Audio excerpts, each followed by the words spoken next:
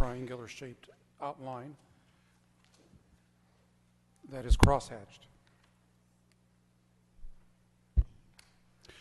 The applicant is requesting a vacation of a portion of North Mona Street adjacent to 126 East Oris Street. The vacation is approximately 43 feet by 308 feet.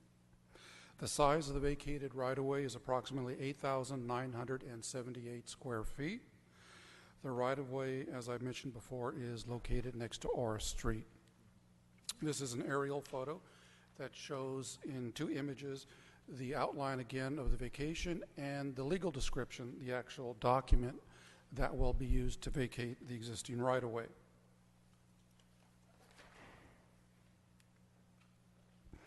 This is a photo of the site and a portion of the land to be vacated. You will notice the fenced area next to the roadway. That is all currently city right-of-way.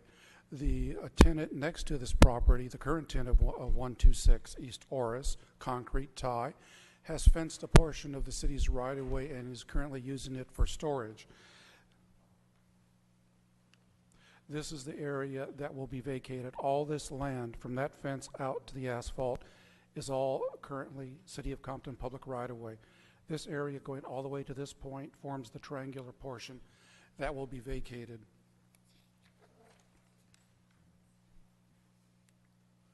Public Works Department has reviewed the proposed vacation and has determined that this right-of-way is not needed for the city in the present or future. The area to be vacated is also part, as I mentioned before, of an approved conditional use permit for the development of an industrial building on 126 East Oris. No existing roadway or driving surface will be removed as part of this vacation. This vacation affects only the existing dirt shoulder of East Oris right-of-way.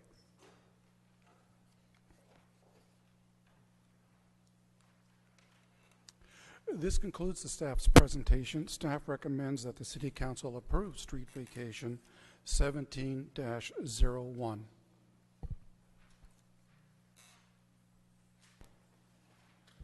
Thank you. Is there anyone in the audience that would like to speak on the hearing?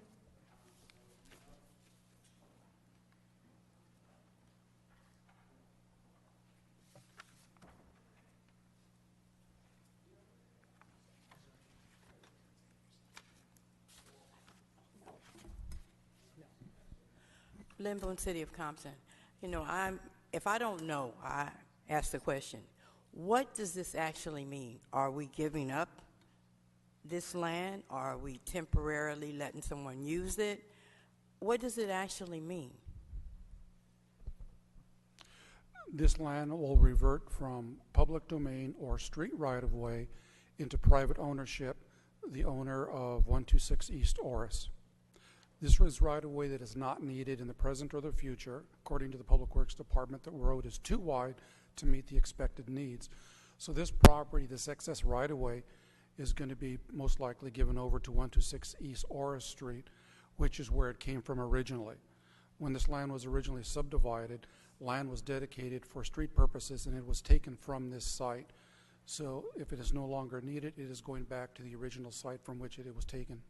So, excuse me, but maybe I'm still ignorant. So we're just going to give this to a private person. We're not going to charge them anything. We're not getting anything out of this. We're just giving them this land. Correct. That is, yes, that is how the street vacation process works. Come on. Compton can't afford to give nothing away. Not one thing.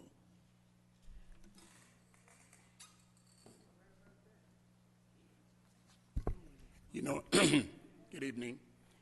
My name is Benjamin Holyfield, and I'm the president of the Compton Business Chamber of Commerce, and I'm trying to figure this out. I have here a report from the state auditors, and by me going over this report, I can't see how we can give an inch of land away. None of you can give, according to the report now. Address to the city manager. That's number one. Number two, is that the land near Centennial High School? Excuse me? Is that the land right below, north of Centennial? No. No, this is not near Centennial High School. Okay. So I'm just trying to figure out, like I say again, each of you have this report, and I'm sure the city manager had shown it to me. We can't give nothing away. As a matter of fact, unless we get our act together, we're not going to make it, according to the state auditors. So that's what I want to say about that. No, I'm against giving away any land or anything till we get our act together. Thank you.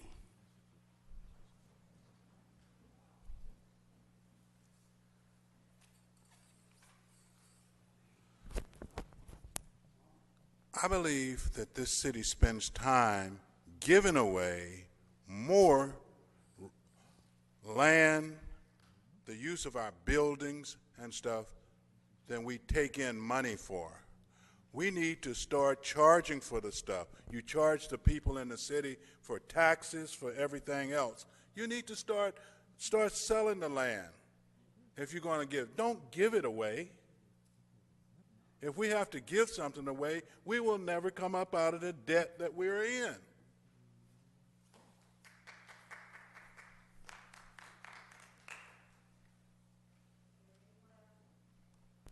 Anyone else that would like to speak on the hearing? Motion to, Good evening, Mayor Pro Tem and the staff and the community.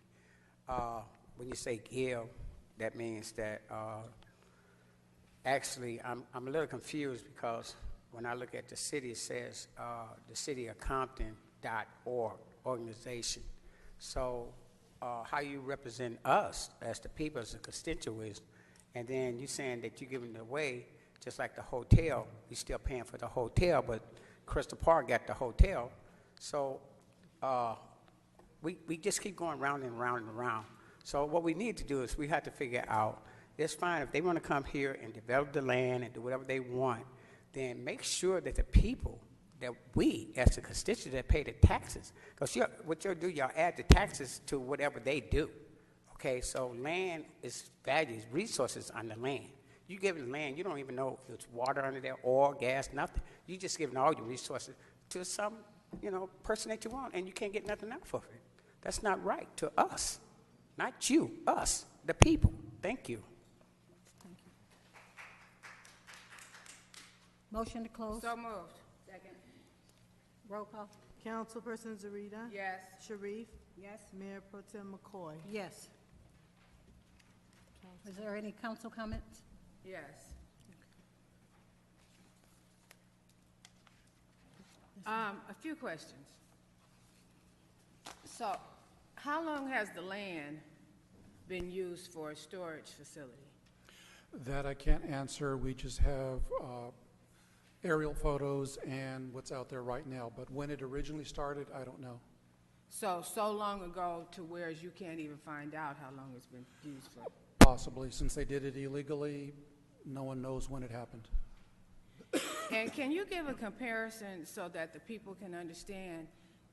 In the backup that I was given, it kind of showed a diagram of the width of Alameda and the width of the street in question. Can you just kind of tell that to the people? Mr. City Manager, if he can't, you can. This is the I'm not too aware of what the width of Alameda is. I do know that the right-of-way width for Mona Street that the vacation is affecting is about 100 feet wide. The actual driving surface, the asphalt portion, is only somewhere in the neighborhood of about 60 or less. How wide Alameda is, I couldn't tell, but if I had to guess, just based on the lanes and for a major arterial, it's probably going to be somewhere in the neighborhood of about 100 feet wide. And Mona is a 2-lane road or a 4-lane road? Mona is a 2-lane. And how much space is in question here, the storage space that we're going to vacate? It's a triangular shaped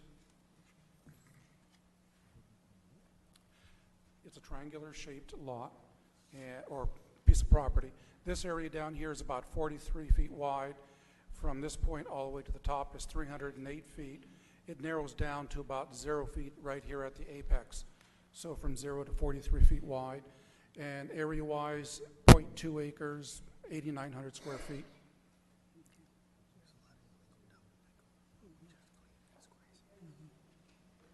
And did we check for utilities Yes. or easement in that area? Yes, there is a water line, there is a sewer line running underneath, and there will be separate easement agreements executed for those utility companies. Okay.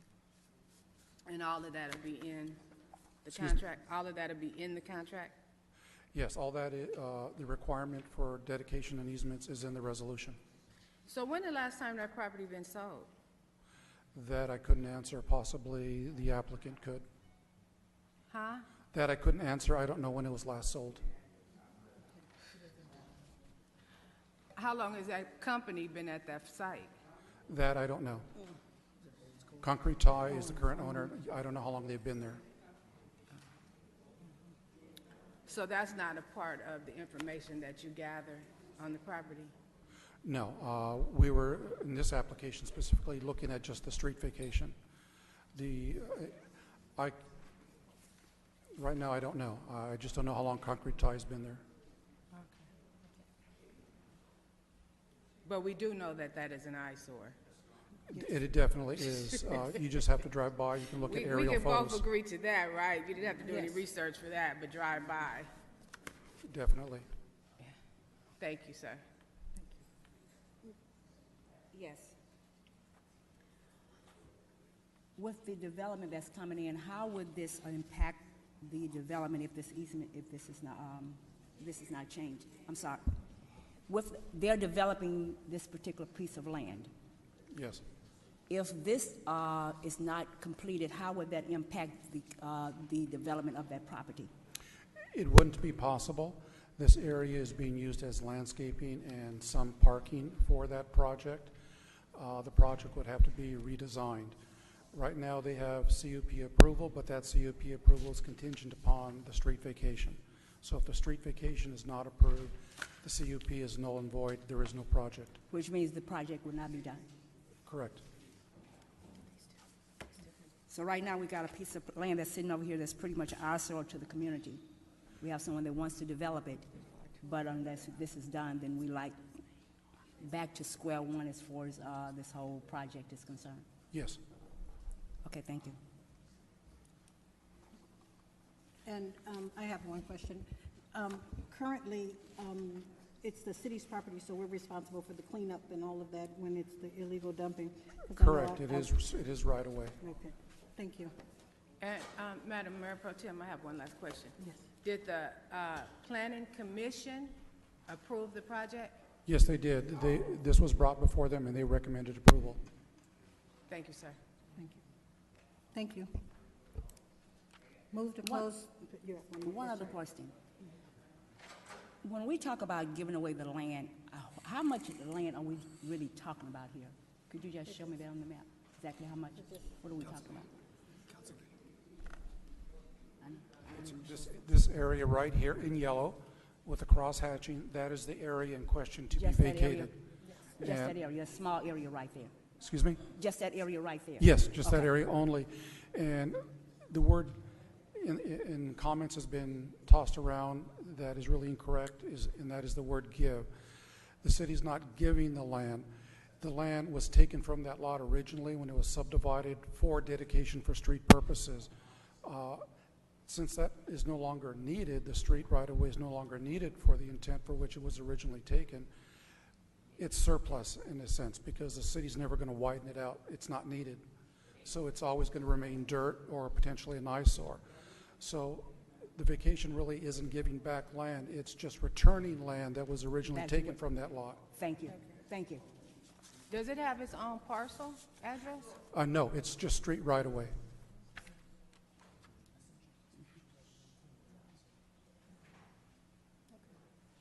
Thank you, Mayor Pro Tem. So moved.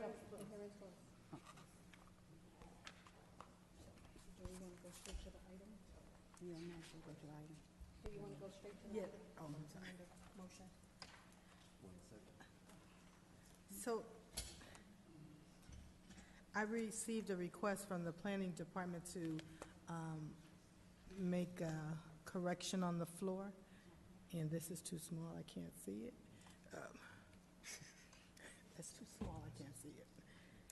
I believe it's in section 3, Section 3. subsection D. Described herein, Can you, Exhibit C and delineated on Exhibit D. you gotta read it loud. Yeah, that's it, but I just can't. The language to be inserted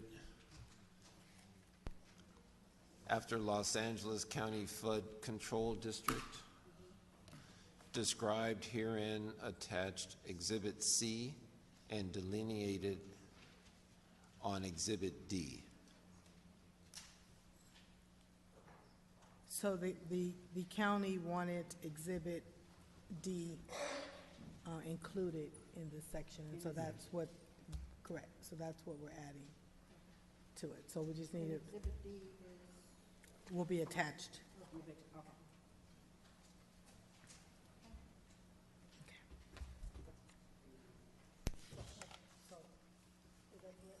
Okay. Yes.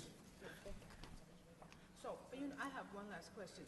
In the parcel that'll be, in the part of the land that's given back to the property, that'll be used in the development, or will that be streetway replaced? It'll be used in the development. It's, majority of it's going to be landscaped. Okay. And they will maintain that? Correct. It is now their property. They will be maintaining it.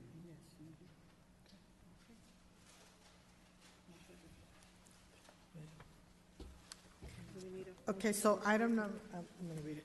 Item number 5 is a resolution of the City Council, City of Compton, ordering the vacation of a section of excess public right-of-way approximately 43 feet by 308 feet located on the east side of North Mona Boulevard, located adjacent to 126 East Oris Street in Compton, street vacation number 17-01. All right, we're going straight to the item, or are we following the agenda? this is the item. Some of. Item Item 5. Okay. Some of. Second. Roll call? Councilperson Zarita, Yes. Sharif, Yes. Mayor Pro Tem McCoy. Yes.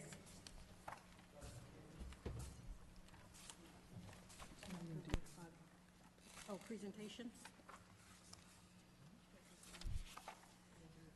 Yes. I don't have mine, but we can, go to audience comments, okay.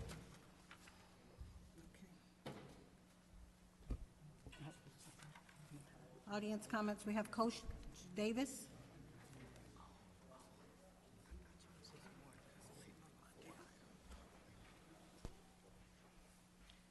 Hi. Good afternoon. My name is Coach Davis. I want to say We can't hear you. good evening to all the city council members and the entire board. Can you hear me? The entire board. I'm here for one reason and one reason only. I've been getting awards for my son for the past 20 years, and I want to now give back, which he's a pro fighter now in Bellator.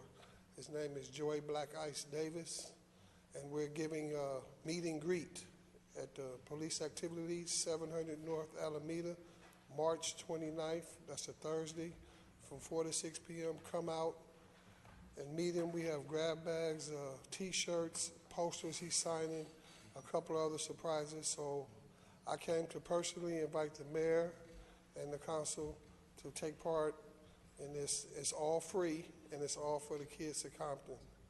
And it's going to be a good event, and hopefully we can get some media there. I'm asking Compton to help with that as well. But we just want to give back to the kids, and that's what it's all about for me. It's not no other reason I'm here. Well, Madam Pro Tem, well, congratulations. Thank you. And you know, Joey Black Ice is no stranger to us here in the city of Compton No. and the city council. Some of us have been following him ever since he was a little bitty boy, you know. Yes. And very proud of him. And, you know, me and my mother, we like to brag on Joey all the time. So just tell us the last couple of fights he had. I know the last fight, I don't know if it was his last fight, but the last fight that I saw, he was at the Forum, and he Yes. knocked the guy out in like 30 seconds. 38-second knockout, spinning back kick to the liver. His next fight is June 29th at Pachanga Casino. He's fighting an Italian named Fasato, Jared Fasato, and he's undefeated, 3-0. The guy he's fighting is 2-0. He broke the NCAA record. He's the first wrestler in the history of the sport, collegiate sport, to finish his career 133-0. He's never lost in college in 4 years. And he was undefeated in Division I and II, which people don't like to mention that, but he beat up Penn State, Ohio State, Michigan State, Purdue, just the list goes on. He didn't lose to anybody. And remind everybody what college he was at. He went to college at Cleveland, and actually he went to Notre Dame of Ohio. It's in Cleveland, and actually he just finished his internship with LeBron's company called Uninterrupted. And he's a fifth-year senior. He'll be graduating in December. So we want all the kids to come out and have a good time with us. It's all free, and we're gonna do it. We're gonna do it for the kids. So thank you for your time. Tell us one more time. It'll be Thursday, March 29th, from 4 to 6 p.m.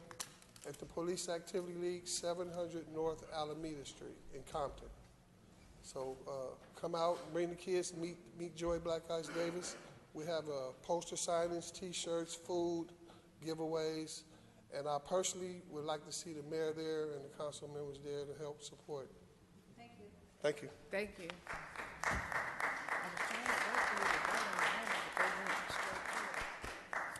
Dejon Smith.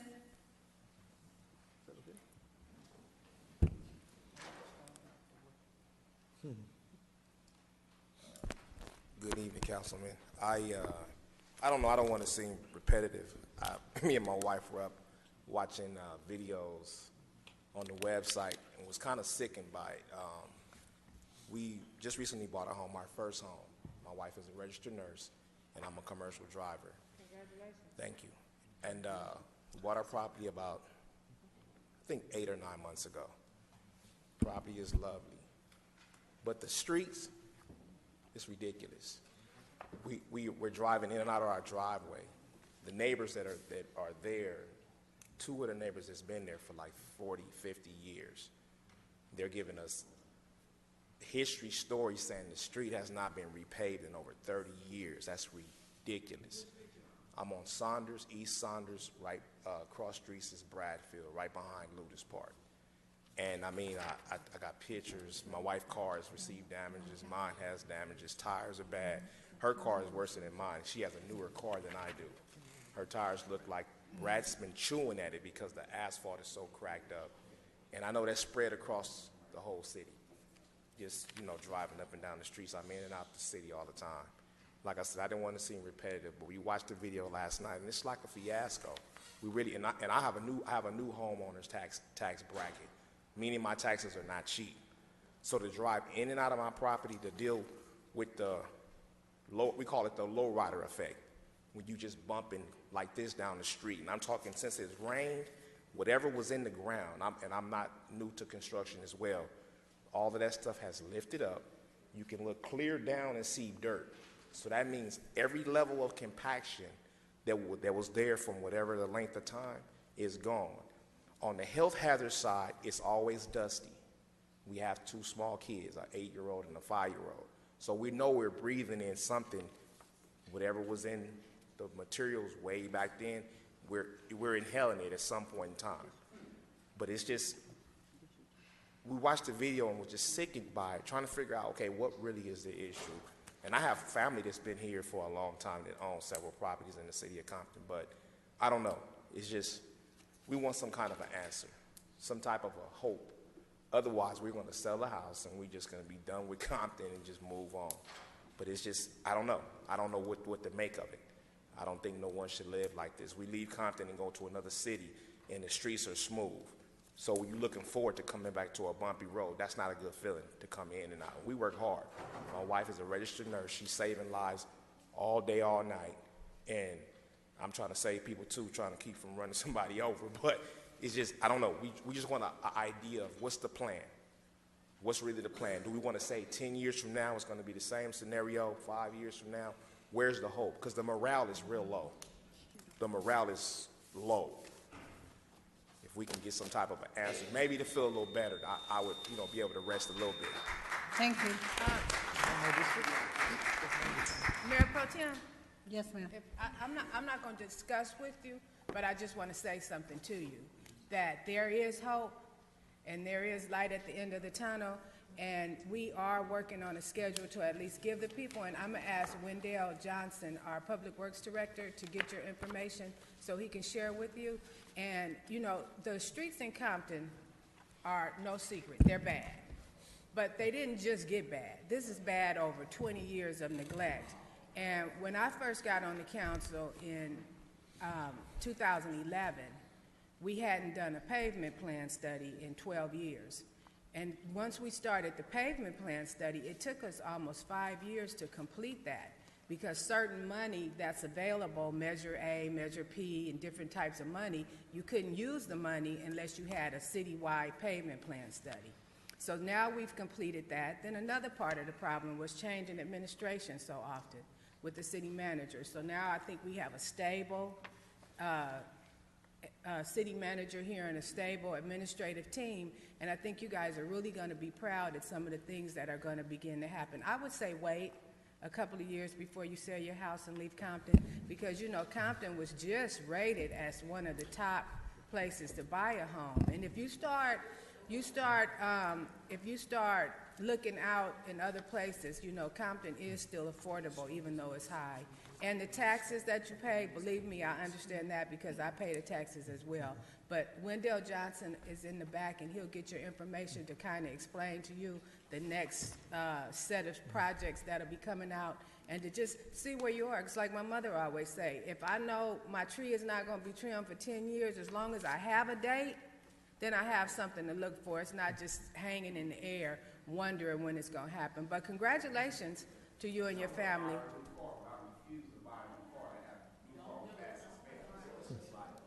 Yeah, well, Wendell will talk to you to try to give you some idea of when we'll be getting to your neighborhood. That's Councilman's district, and I just spoke up for him, but believe me, he's going to get on it. Huh? No, I think you live in District 2. I mean, District 2. Yeah, and that's one of the streets that I addressed with the city manager a few months ago, and we put it as a priority street, so we're hoping to get it fixed right away. I know a lot of the residents that live on that block, and I visited there several times, so I know that that one and Locust are probably the two worst streets in the district. So we're hoping to address that right away. I don't know if it's on the list. It is on the list. We just passed the item for community development block grant, and it's in that list, so it'll be starting in the next couple of weeks, actually. There you go, sir. In a few weeks, your street will be completely repaved. No, So, it will start. sir, Start. look, don't get swept into the hype out there in the audience. Just stay focused, and you did the right thing by coming to address the body. And then also I have little Dave right here. He'll give you his card, and we could be in communication, and I'll give you the exact date when they start repaving. Thank you. Robert Ray?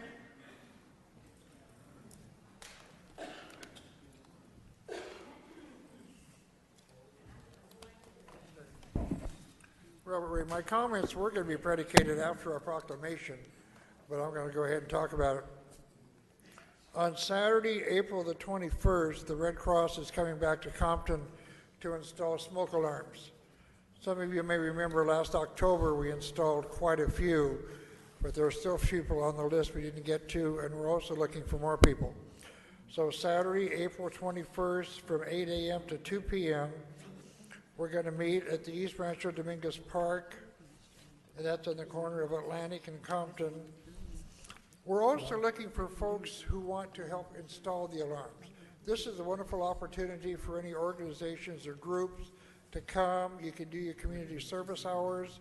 It's a lot of fun. There's a 3-person crew that goes out. One person actually does the installing. One person does the presentation of the safety.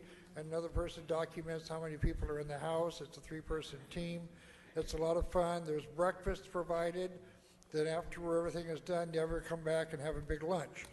So if you're interested in this, you need to do one of 2 things. You can go and send an email to Jasmine, Jazmine, Carino, Cureno, @redcross.org. Again, Jazmine Cureno @redcross.org. Or you can call her 562-490-4027. Contact Jasmine if you want to have an alarm installed in your home. These are free, and these are last for 10 years. We actually install them for you. Once they're up, you set it and forget it. But there again, we really would like to have more people involved in the installation part. Thank you. Thank you.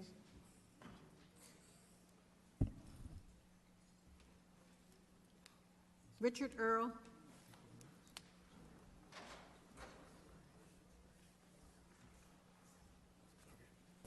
Good evening to the City Council. My name is Richard Earl.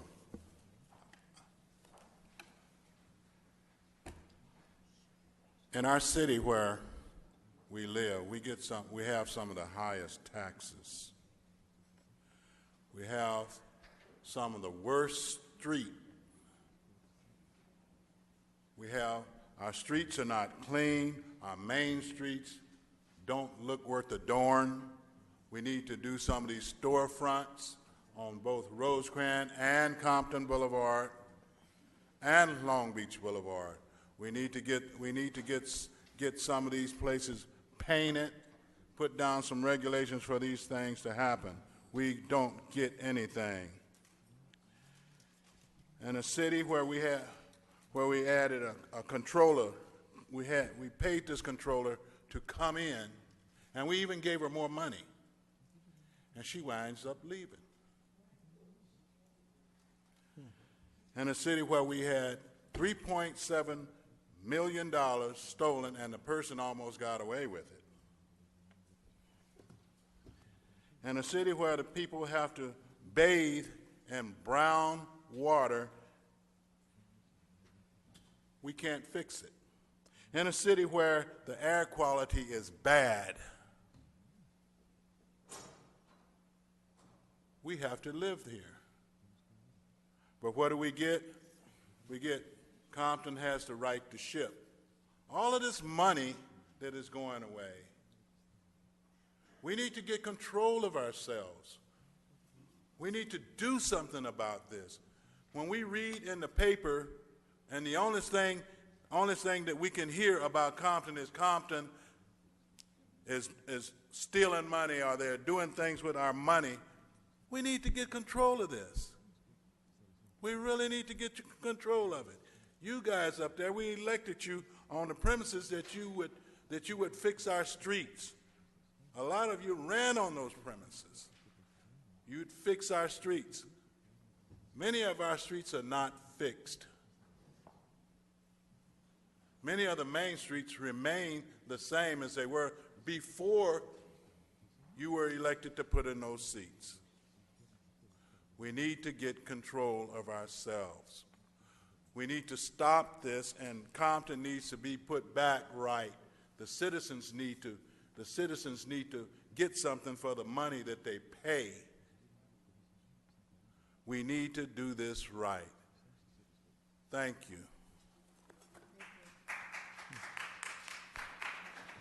Thank you, Mr. Earl. Charles Strickland. Also, for the record, I think the controller left because she got a job that paid her more money. That was the main reason. Benjamin Hollyfield.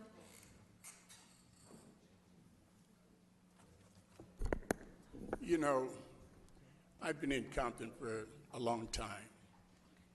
I generally tell it over 55 years. I've just witnessed one of the worst situations that, under the circumstances, that I've witnessed in all that time. And I've been coming to the council meeting for years. They just gave away that land. You understand that? That was a giveaway. And I knew it was going to be given away when I was sitting in the front row, the first seat, looking over at that door there. When you see people get the boogaloo and hugging and all that stuff, that's a giveaway. You understand that? Thank you, young man.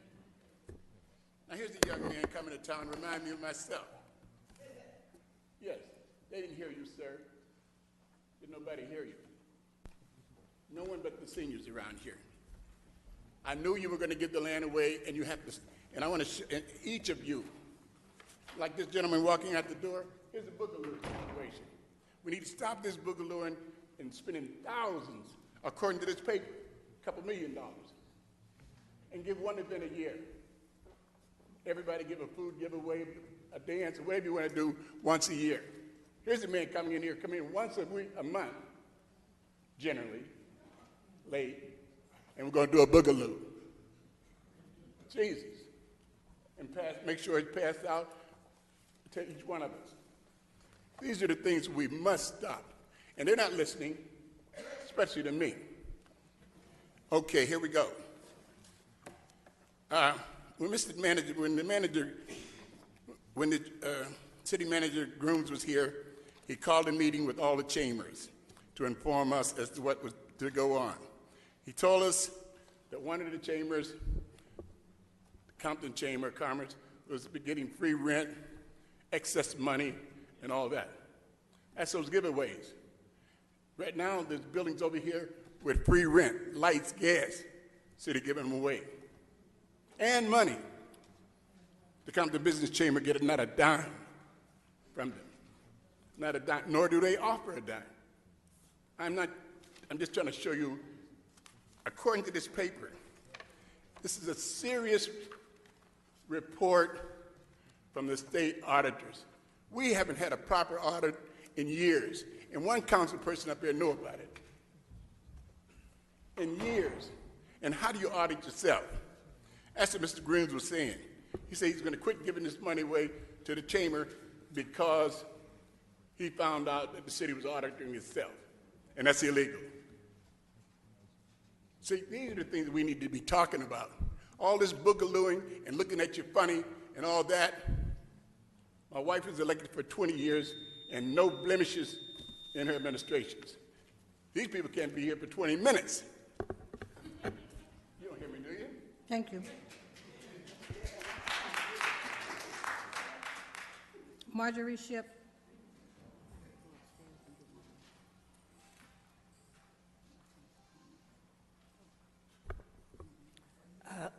Good evening. I'm Marjorie Ship, and I live in the 3rd District. Mayor Pro Tem Tanya McCoy, the city manager, and the entire council. I have a few things that I would like to address tonight. The first thing is, I appreciate you guys meeting last week. You act like it was a nice meeting. You kind of act like you liked each other. Nobody had any harsh word to say about anybody's. I appreciate that. Respect goes a long ways. So you had a very nice meeting. The article that came out in the LA Times on March the 16th was very disturbing to me. The state controller gave the city a 71 out of 79. That score ranks Compton accountability as non-existent. That really hit me to the core. This is not a new problem. It's been going on I can remember 20 years ago we had some issues. But what bothers me is that it's still going on 20 years later, and I don't see any new things that's going to make a change. Why are people not turning in their credit cards receipt when they take trips? Being a public service for 12 years, that was a must. Whenever we went on a trip, we had to turn in all of our receipts. I don't know why it's not happening here. For months, I was wondering and trying to figure out how a person can take $3.7 million from the Treasury Department. After reading the article, I understand how that could happen. How in the world can one person count so much money and no one is overseeing or overlooking or checking and see if the money is being counted? For 6 years this went on, and for 3 years the city did not compare its bookkeeping with the record of the bank. That is unheard of. Even in my church, when they count the money, 3 people count the money, there's one person that is overseeing the account to make sure that they don't put money here, and then this is for me, and this is going to go to the city, or however. That needs to stop, and I'm hoping that you guys put some things in place where it will never happen again. And I hope that you hold people accountable when they take trips to turn in their credit cards received and all the receipts they're supposed to turn in. Mr. City Manager, I want to congratulate you on your first year as City Manager in Compton. You made it. Thank God for that. Maybe we'll get some stability. However, what I would like to see is what kind of plans you have for Compton. I would like to see a PowerPoint or something as to what do you plan to do for the rest of your term. Not only how you're going to move the city forward, I would also like to know what's going on with Measure P money. I mean, that was a campaign that most people campaigned on, fixing the streets. Thank you very much and have a good evening. Thank you. Sharon Johnson.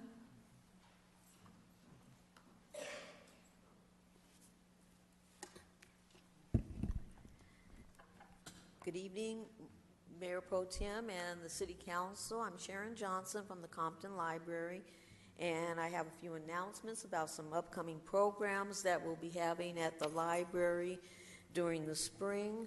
The first one I wanted to announce is a new program we've started called Book a Librarian, and we'll be doing the first phase of that through April 27th.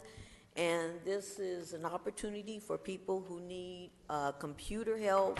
They can sign up for a 45-minute individual session with a librarian to help them in the areas of introduction to computer skills, how to do emails, how to do resumes, introduction to things like Microsoft Office, and introduction to the internet.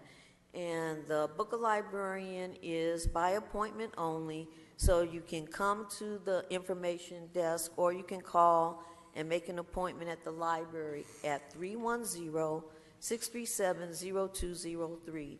And this is for ages 18 and above. And I also wanted to tell you about a speaker series that we're starting. We're working with the Compton 125 Historical Society, and they're doing a speaker series, a monthly speaker series. The next one coming up will be on March 24th, and it'll feature Dwayne Lance Filer, and he is the brother of my mind just went back, Judge Filer. I'm sorry.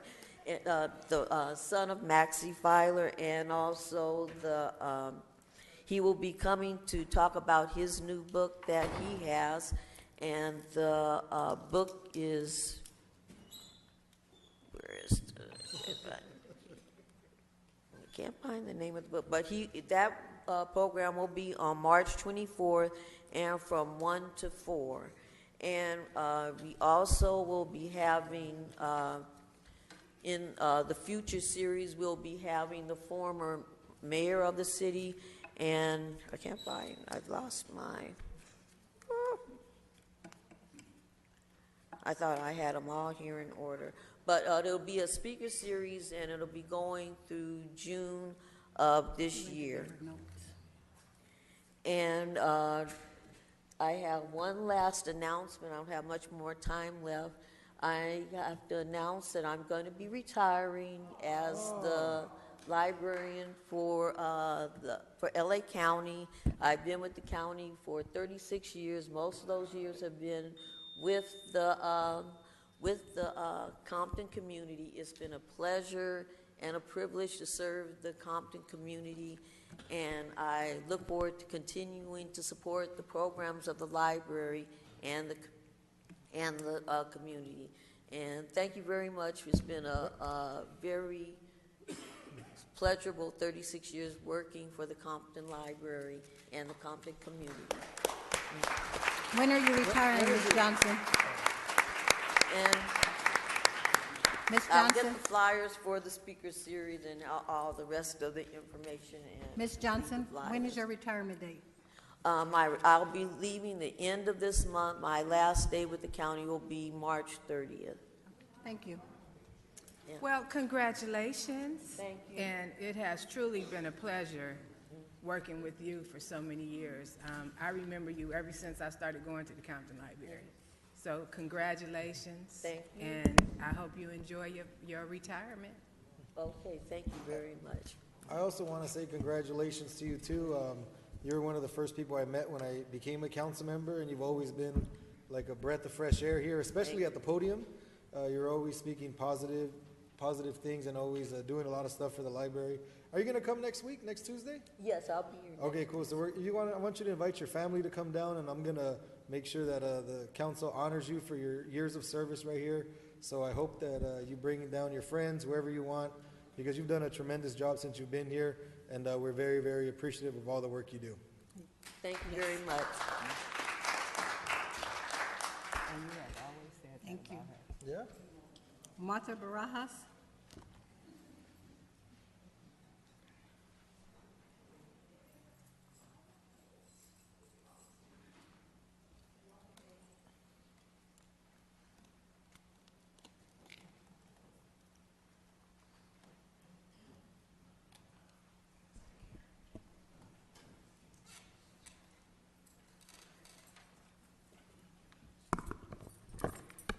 Good evening. My name is Martha Barajas, 719 West 138th Street.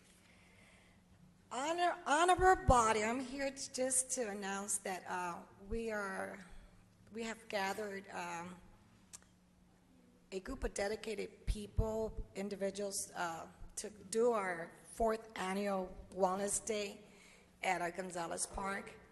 We will have doctors on site. We will have 25 vendors, free food, lots of free food, entertainment, and Walmart will be sponsoring a lot of gifts. So we're just here to invite the community, and I personally want to thank Jane and Sarita for helping us with all your support and the leads. It's been hard getting this project together, but every year we pull maybe 300 to 400. Hopefully this year we'll pull more.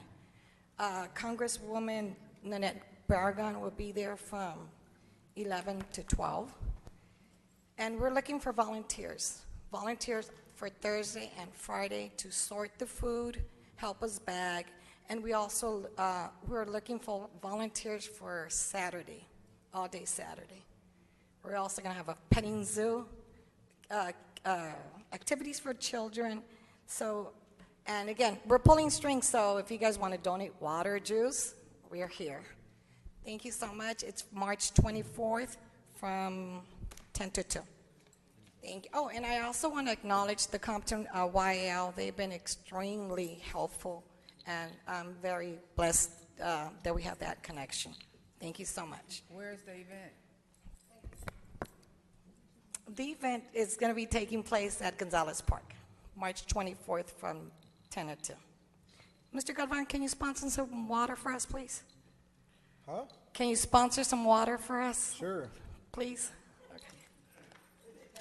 Thank you. Can I She know give how these to get it flyers? from you, huh? Can I give the flyers to you guys? Or We'll get them. shoot that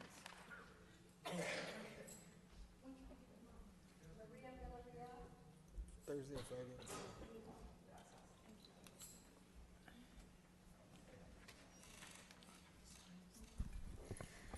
Buenas noches, good evening.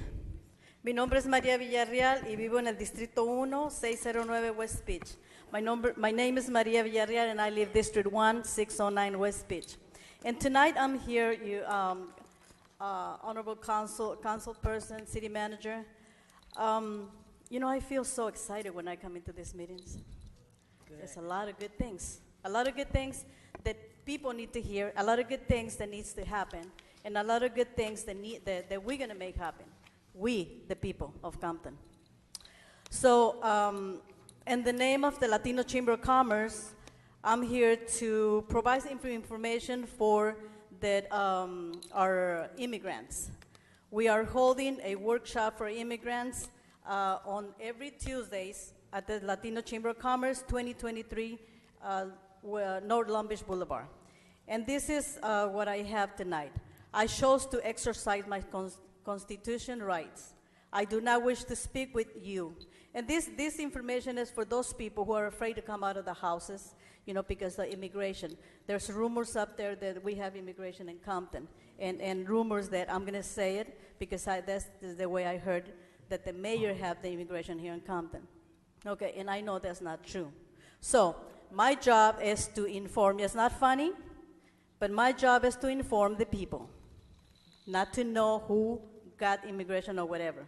So I do not wish to speak. When somebody brings, knock on my door, I don't speak to them or sign or any of the documents based on my Fifth Amendment rights under the United States of Constitution.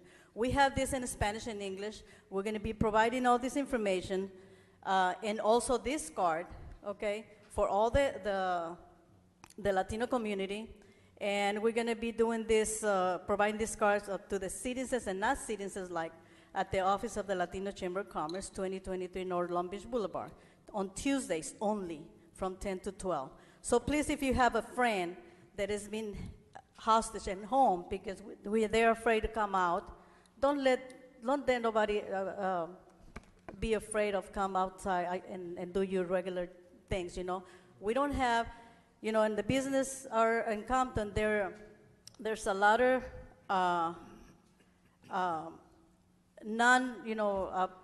patronize people because they're afraid to come out. The business is down. The businesses are slow everywhere. So, as a chamber, I think this is what we need to do, and we need to stop dividing ourselves, because we come up to this podium and we think about it and we speak out of our heart what we need to do, but we never do it. So I'm just a person. I'm just a person that's willing to help. I'm just a person that loves to help. And with the chamber, we promote, provide, and protect the businesses in Compton. Thank you. Thank you. Diana Mendel?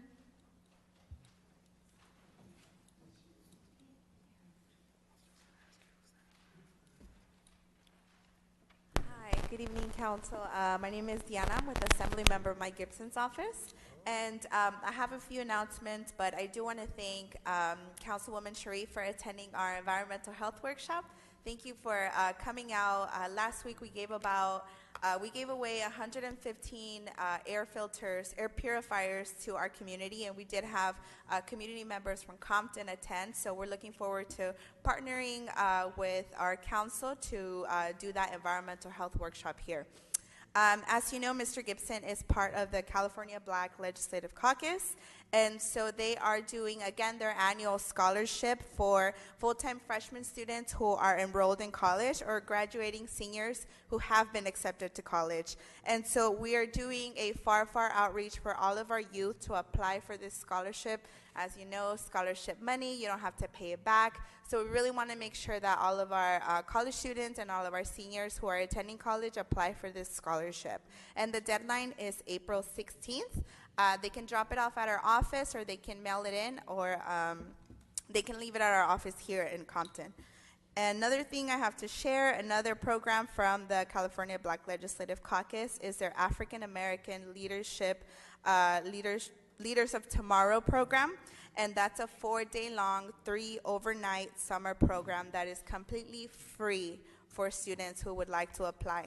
They only choose a total of 90 students, so we really are encouraging all of our students from Compton to apply. They do stay overnight at Cal State Dominguez Hills. They get great experiences. I'm one of the chaperones myself, and so they get taught leadership training, career development, college experience, and most importantly, civic engagement. And so I also brought some of those applications here today, but I'm more than happy to email them out to everyone so we can make sure that our Compton students are represented. And that one is due on May 1st. Another thing we have is our nonprofit class happening on April 12th for those groups or individuals who are interested in starting their very own nonprofit. We're going to give them a full-on class starting with, you know, an idea, creating your mission statement, and going all the way to applying to be an official 501c3. So that will be on April 12th from 5:30 to 7:30 at the Rancho Dominguez Library, and it's also in the front, and it will be emailed to you all. Thank you. Thank you. Joyce Kelly.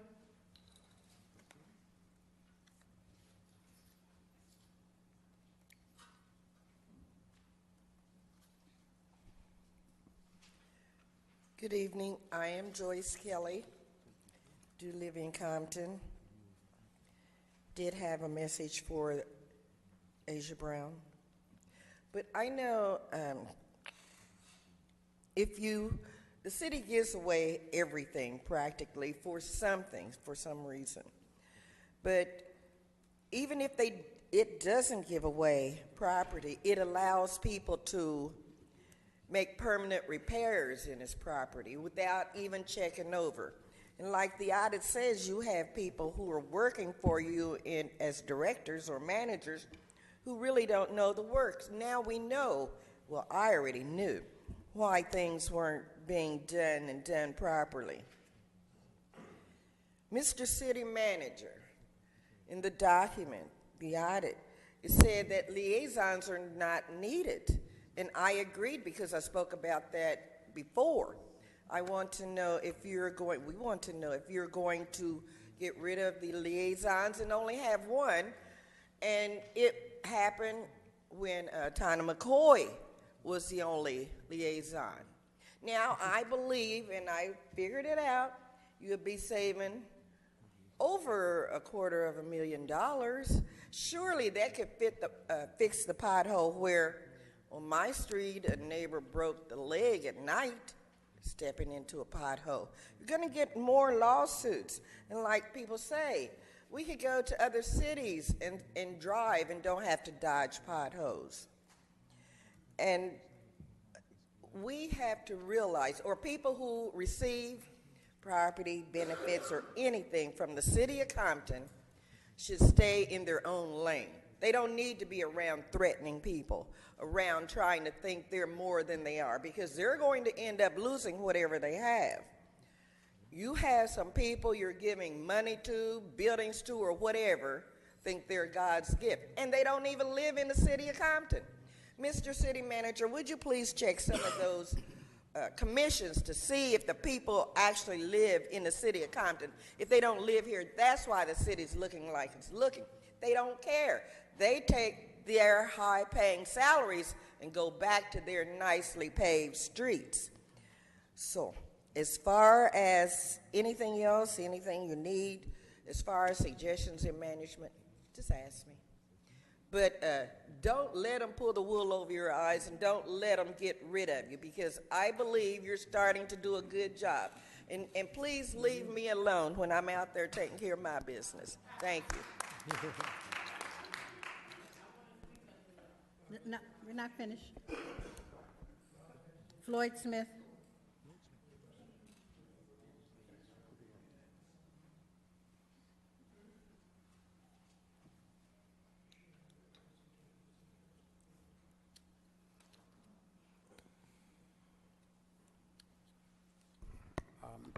Ms. Mayor, City Council, again, good evening. My concern is this. I've been in the city for maybe, I don't know, maybe 48, 50 years.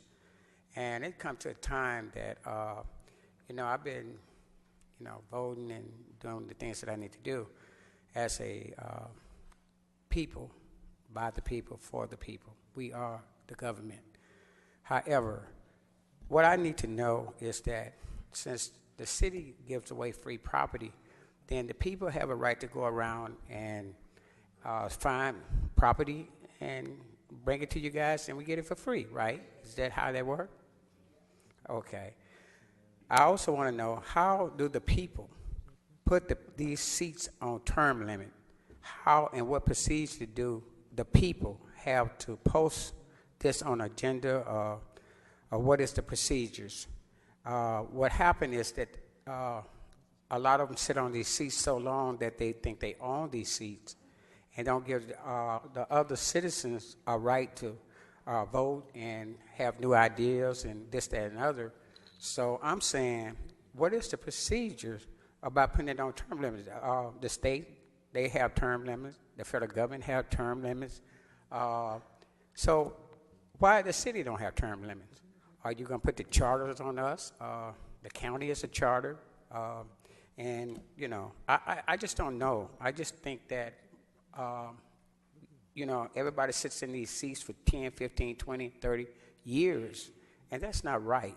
I think the community should have a right to get good people, young people, and that's what we need here, because we get stagnated in these positions, and you really don't have the heart no more. You don't care about us no more. So I don't know if all we need is a city manager, a city attorney, and let the people run the city, because the city council is not doing anything for us, really, but getting what they can get out of us and just dropping us by the wayside, and that's wrong. And I just think out of my heart, and I think it's a lot of good people in this community, and we stand here, and we fighting through every detail, and we should have a model city, I mean, Long Beach, Gardena. I just take the time and go to these other cities and look. You don't have to go outside the country. You can go right here in Gardena, Long Beach, Hawthorne, all these cities, and you can see how they growing and why we dying. So, well, we either come together or just leave. Okay? Thank you, and have a nice day. God bless you.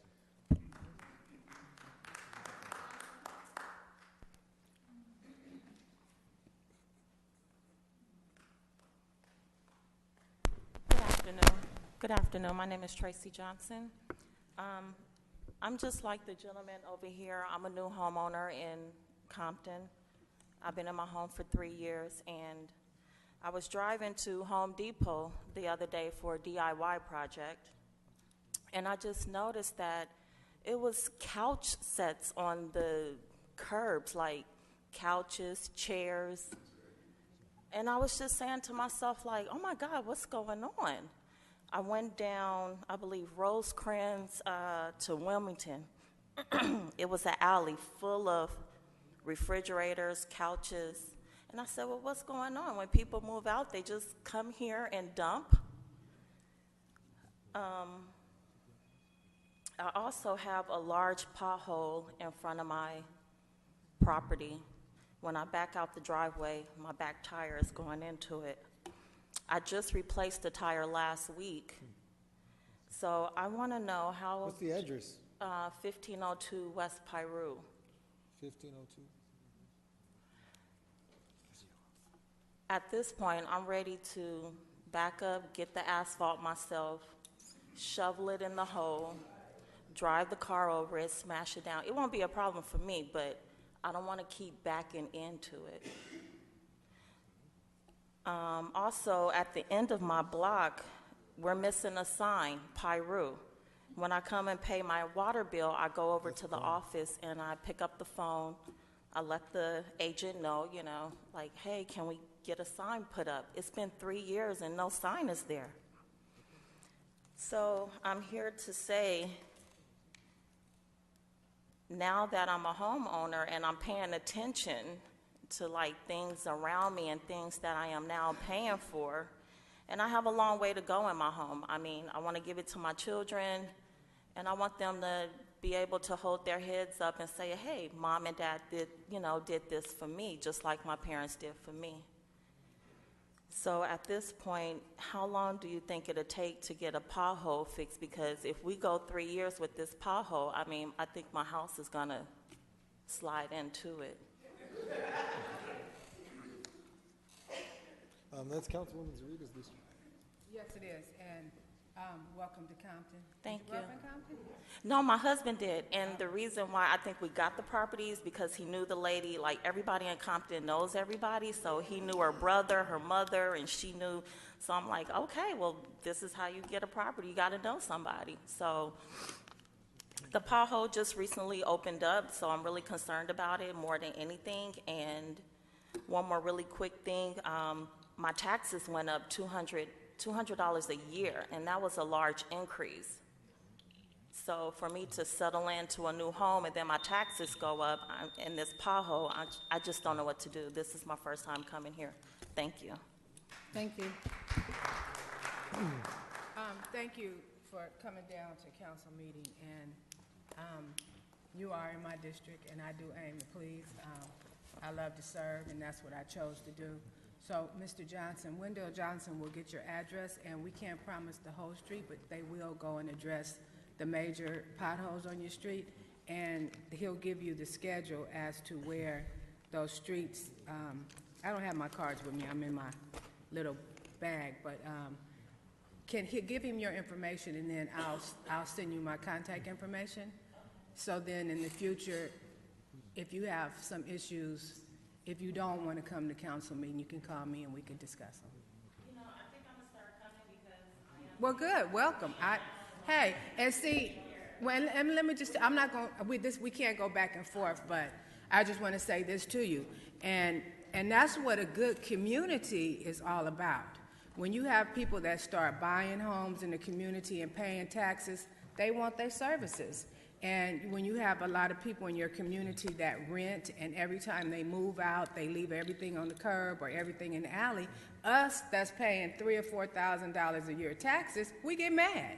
You know, we don't want that. So it takes people like you, and I encourage you and your neighbors or any new buyers in Compton, start coming to the council meetings and demand your services, because you pay for tree trimming, you pay for street repair, you pay for lighting. All of that is in your taxes. So I'm not trying to discourage you at all for coming to council meetings, but I do know that parking is a hassle here. But if you have any graffiti, or most of the people in the 1st District all have my cell phone number. And whether you got it at my town hall meetings or I give it to you, Lamika's sitting right next to you, give you my cell phone number. And when you have graffiti or trash dumped somewhere, if you send it to me, that's how we help keep our district clean. So I encourage you to help me to keep the district clean, because I can't do it by myself. Thank you, and welcome to the 1st District of Compton. And you know, one thing I want to address too is we've had 2 or 3 speakers complain about the property tax increase, and that has nothing to do with the city council. Those were bonds that were voted on and placed on the agenda. One was from the college board, and they increased the property taxes, which the voters voted to approve. So that has nothing to do with the city council. That's from the college board and another board as well that put them on the ballot, and the voters voted in an overwhelming majority to support them. So everybody always blames us for the new property taxes increase, but it's nothing to do with this city council. It's the school boards that put that on there. And also I want to make sure that the city manager puts that Pyru sign on the street too, because I know in my district a lot of street signs are missing too. So let's make sure we get that one up. Thank you. While we talk, I'm sorry, Mayor Pro Tem. While we're talking about the street signs, those street signs on Compton Boulevard are beautiful, City Manager. Lynn Boone. You know, that's a great accomplishment. I mean, everything counts, and I think it's a great start to what we're headed to. Well, I thank our Public Works Director, Mr. Johnson. Thank you.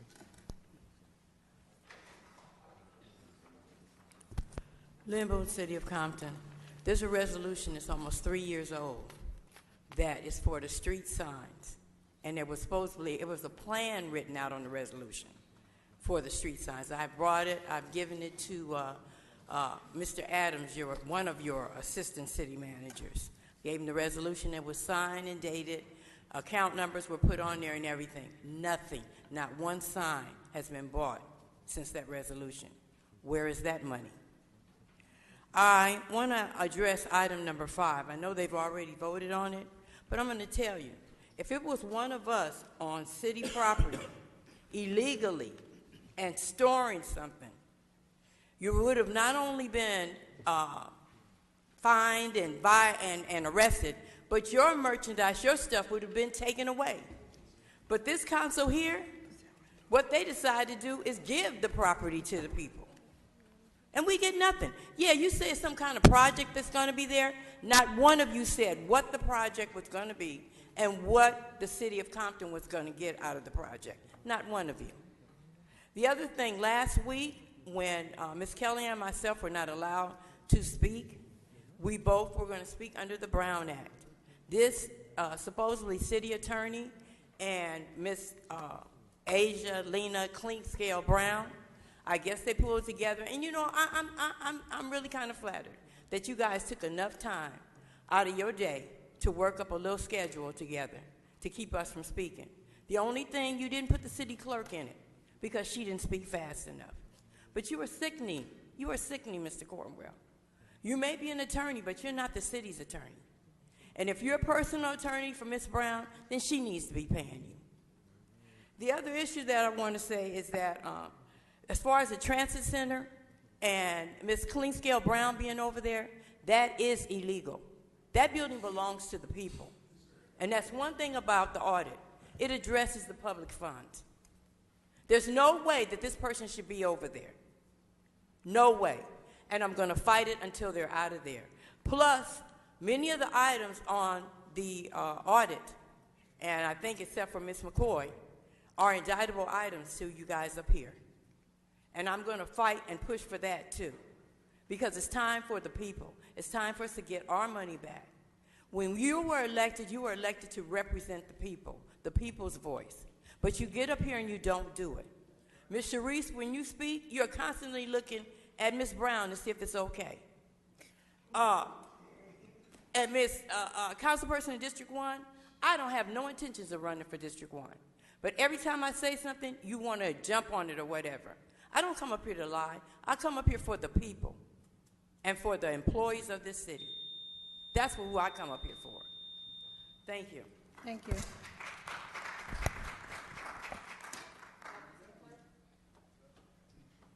We're now at the proclamation proclaiming March 2018 as American Red Cross Month. Ms. Sharif. Thank you, Madam City Clerk. I do have, turn your mic. Oh, it's on. I can't go there. I have a proclamation for the Red Cross. If you guys could please, if the City Council could please join me on the floor. I'm apologize. I can't go down. I have I understand. Injury. Yeah.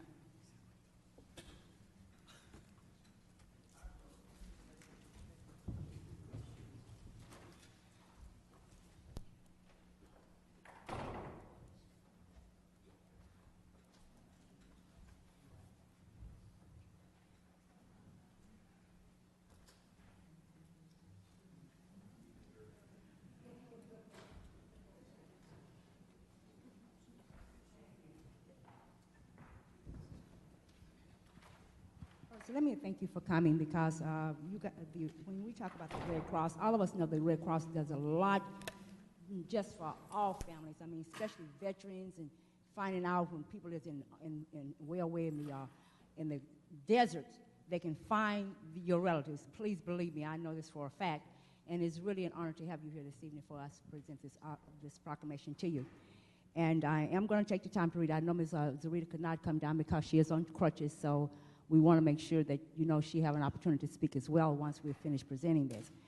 It says, declaring March 2018 as American Red Cross Awareness Month, where since 1943, the President of the United States has proclaimed March as Red Cross Month and calls on Americans to make a donation, volunteer, take a class, or give blood, and whereas across the country and around the world, the American Red Cross responds to disasters big and small. In fact, every 8 minutes, the organization responds to a community disaster, providing shelter, food, emotional support, and other necessities to those affected.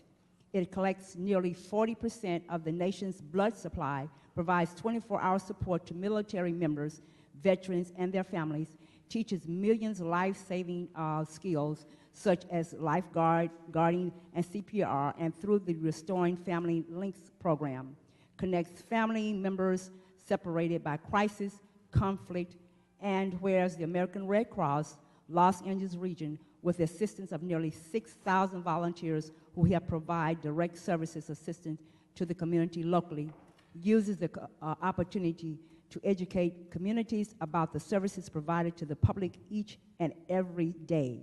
And whereas in 2018, the American Red Cross Los Angeles region supported and responded to 4 of the year's largest and most complex disasters.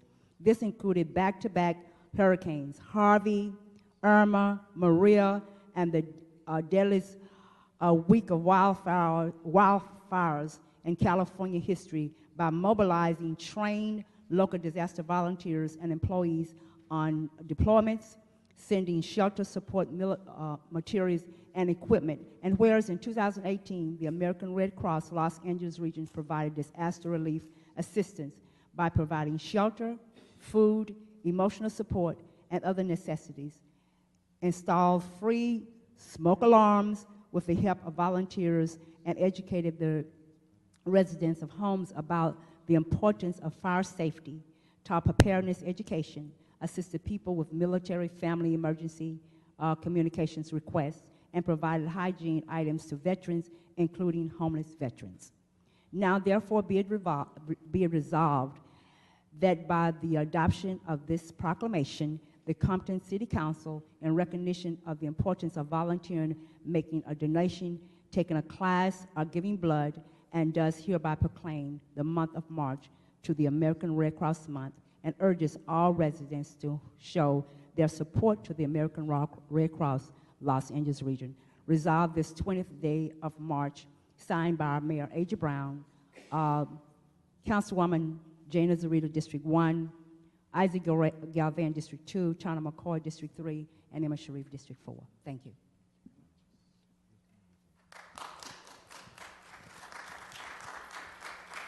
I just want to take this opportunity to thank you. The American Red Cross is vital in our community and all communities.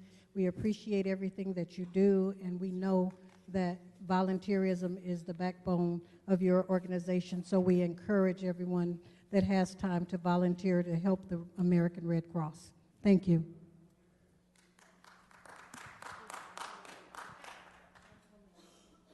Would you like to say something? Oh, thank you, Councilwoman Sharif. Thank you, Margaret. It's an honor to have you here, and so dedicated to the city of Compton with the work that you've been doing here.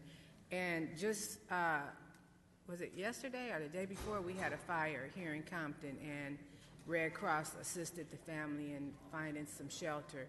So thank you for all you do, and you know, whenever you hear a disaster or emergency, you always hear Red Cross. So thank you. I just want to recognize our great partnership with the City of Compton, from all of you guys being at our very first smoke alarm in your district.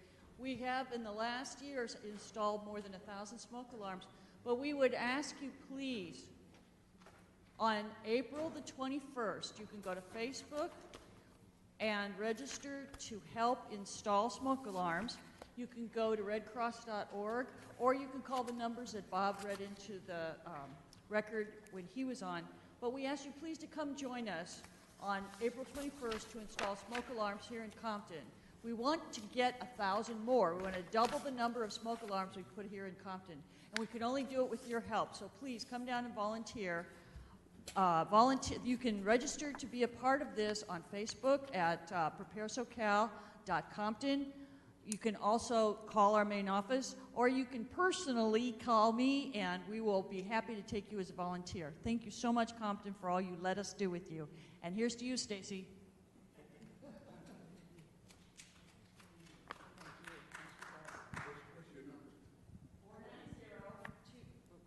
562-490-4000. That answer rings right on my desk. So please call me if you want to volunteer to help install smoke alarms. April 21st, Compton.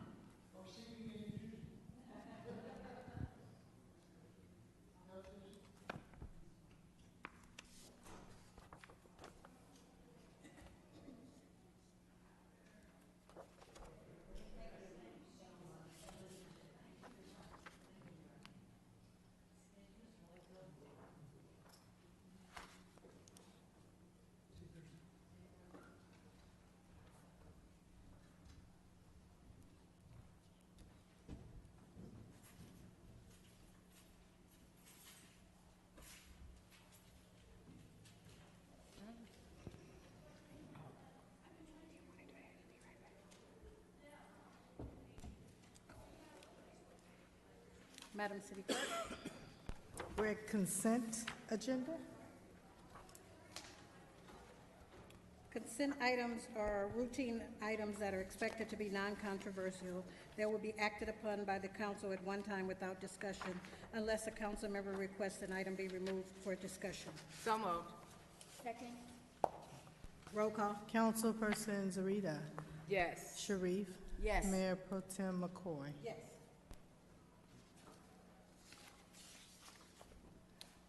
Madam City Clerk, we're at new business.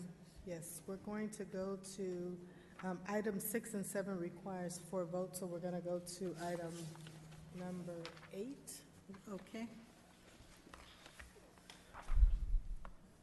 Which is a resolution of the City Council, City of Compton, authorizing the city manager to enter into a professional service agreement and establish a purchase order for Ashley Santello, MD, for services as Medical Director of Emergency Medical Services for the City of Compton Fire Department in the amount of $51,000. So moved. Second. Discussion? Roll call. Councilperson Zarita. Yes. Galvin. Yes. Sharif. Yes. Mayor Pro Tem McCoy. Yes. And we'll go back up to item number 6, which is a resolution of the City Council of the City of Compton authorizing an amendment to the Local Housing Authority's 2017-18 fiscal year budget to transfer funds between accounts in the amount of $113,000. So moved. Second. Discussion? Roll call. Councilperson Zarita. Yes. Galvin. Yes. Sharif. Yes. Mayor Pro Tem McCoy. Yes. Item number 7 is a resolution of the City Council, City of Compton, amending the Public Works 2017-18 fiscal year budget to accept and appropriate $55,669 in funds from the Los Angeles County Metropolitan Transportation Authority, National Transit Data, and authorizing the city manager to enter into a memorandum of understanding for successfully reporting to the National Transit Database for fiscal year 2014-15. So moved. Second. Discussion? Mr. City Manager, could you just do a brief explanation of this? Mayor Pro Tem and Council, this item allows the City Council to accept the $55,000 in change from the MTA for reporting data to the National Transit Data System. This allows us to continue reporting to that particular system for the purposes of transportation data. Thank you. Roll call. Councilperson Zarita. Yes. Galvin. Yes. Sharif. Yes. Mayor Pro Tem McCoy. Yes. Approval of warrants. Item number 9 is warrant number 244214, March 15th, Federal Express delivery service for confidential documents in the amount of $65.49, requested by Fire Department. Warrant number 244218, March 15th, Tony Turner, Commission for Women's Luncheon in the amount of $2,000, requested by the city manager. Total amount of warrants, $2,065.49.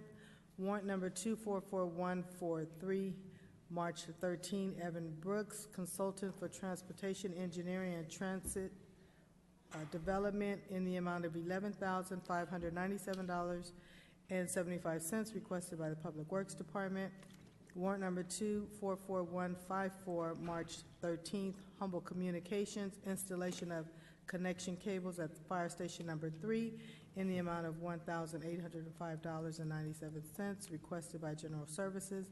Warrant number 244190, March 13th, Sunray Machinery for emergency repair of case loader in the amount of $6,791.50, requested by the Public Works Department. And warrant number 244210, March 13th, Wildan Financial Services, lighting and landscaping sewer service charges annual district administration fee in the amount of $16,450, requested by Public Works. Total amount of warrants, $36,645.22. Madam City Clerk, Councilwoman Sharif has a question on 244143. Evan Brooks. So can we, should Do we? you want to just- answer, or you want to do it separate? I can ask him on which we think I should do it separately. No, I mean, you can ask the can ask- question. okay. It's just a matter if you want to vote on it separately, but you can ask your question now. Let's do it separately, if you don't mind, this one. So I can ask my question just in case something. Okay, so a motion will be for all the warrants with the exception of 244143. So moved. Second. Discussion. Roll call. Councilperson, Sorry, with the exception of which one? Evan Brooks, 244143 on item number 10. Okay. There's a motion on the floor. Roll call. Councilperson Zarita. Yes. Galvane. Yes. Sharif. Yes. Mayor Pro Tem McCoy. Yes. Warrant number 244143, Evan Brooks. The question I had is that in reading and taking a look at this, I'm just wondering. Do you want to get in discussion first? You want a motion? The motion, yes, I'm Motion, sorry. we need a motion. Second. Discussion. On this particular item of this warrant, have we ever put this out for bid? Ever did another request for proposal or anything on this for this particular item? Council Lady, this item is an old invoice from 2016. It is for the traffic survey that was requested and required so that the law enforcement can actually enforce traffic violations in the city. There are a number of items that this particular company had to perform. I was not here in 2016. I'm not sure if it was put out to bid. This is an old invoice that we have to pay, yes, and they conducted quite a number of tasks. You see in the background, just for the listening audience, they met with the city staff to kick off the project, identify problem areas. They have to do communication with the traffic engineering and law enforcement agency to prepare a priority schedule. They conducted speed surveys on 70 street segments of all major and minor arterial collector streets as identified in the, there's an attached to their contract city street map. It included observing, measuring, and recording speed and volume data for the vehicular traffic on 70 major arterials within the city. They collected accident history data from the statewide integrated record system, traffic record system, SWITRS, website in the Compton Police Department, as well as traffic volume data from the Public Works Department that was calculated to use for the accident rates. They collected and tabulated, analyzed, and plotted to identify the 85 percentile average speed, pace, speed range, and the percentage of vehicles in the pace. So they did a number of tasks that are required so that the signage and that law enforcement can actually enforce traffic laws in the city. Okay, thank you. If you said this is from 2016, do you have an idea why we just now come forward for us to pay it? The only thing I can tell you is that it came before us, and we have apparently we've owed this company this money over almost 2 years now. About 2, okay. So are they pretty much kind of winding down on their work as far as what they did and as far as what their contract was for? This is done. They completed their the traffic survey. Completed? Okay. Yes. Okay, thank you. Thank you. Roll call. Councilperson Zarita. Yes. Galvane. Yes. Sharif. Yes. Mayor Pro Tem McCoy. Yes. Your council comment. Your council comments, Councilwoman Zarita. Thank you, Mayor Pro Tem McCoy. Not much tonight, but I am on crutches, and some folks worry to think the worst, but I have a sprained hamstring that hopefully is getting better real soon. First of all, I just want to touch on a couple of things that were mentioned in audience comments tonight.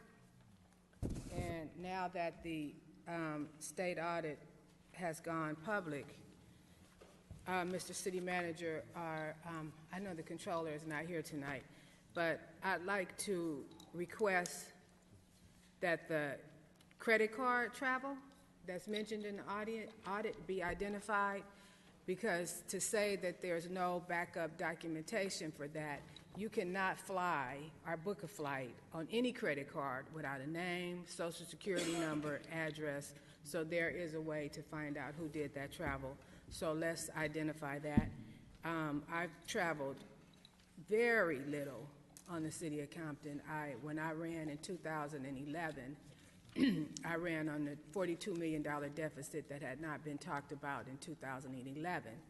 And employees were on furloughs, and I vowed not to travel or do any frivolous spending here in the city of Compton as a council person, and I think I have stuck to what I said I was going to do. So let's identify that travel. Let's let it speak for itself. And then also, to be very clear about using the word giving away land so freely. I'm not one to give away anything. Nobody's given me anything. I've worked for everything I've had, and that was one thing my father taught us. So, Mr. City Manager, I'd like for you to prepare a written explanation on giveaway and giving back.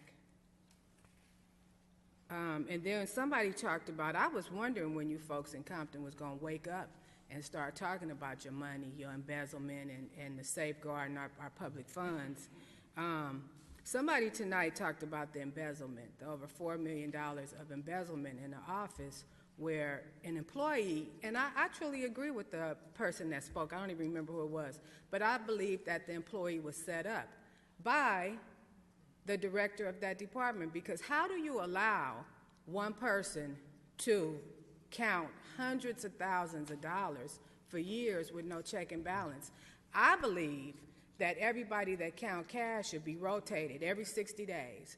Nobody should stay in control of the cash over 60 days. And then you talk about, and what I tried to explain to some of my colleagues are that at the end of the day, the council is going to be held accountable by the people. And we have an elected official who is the department head, the city treasurer, that would not allow the city manager to even go into the department. Even after the embezzlement, it took a whole year for the city manager to get the cameras installed. And are they fully working now, Mr. City Manager?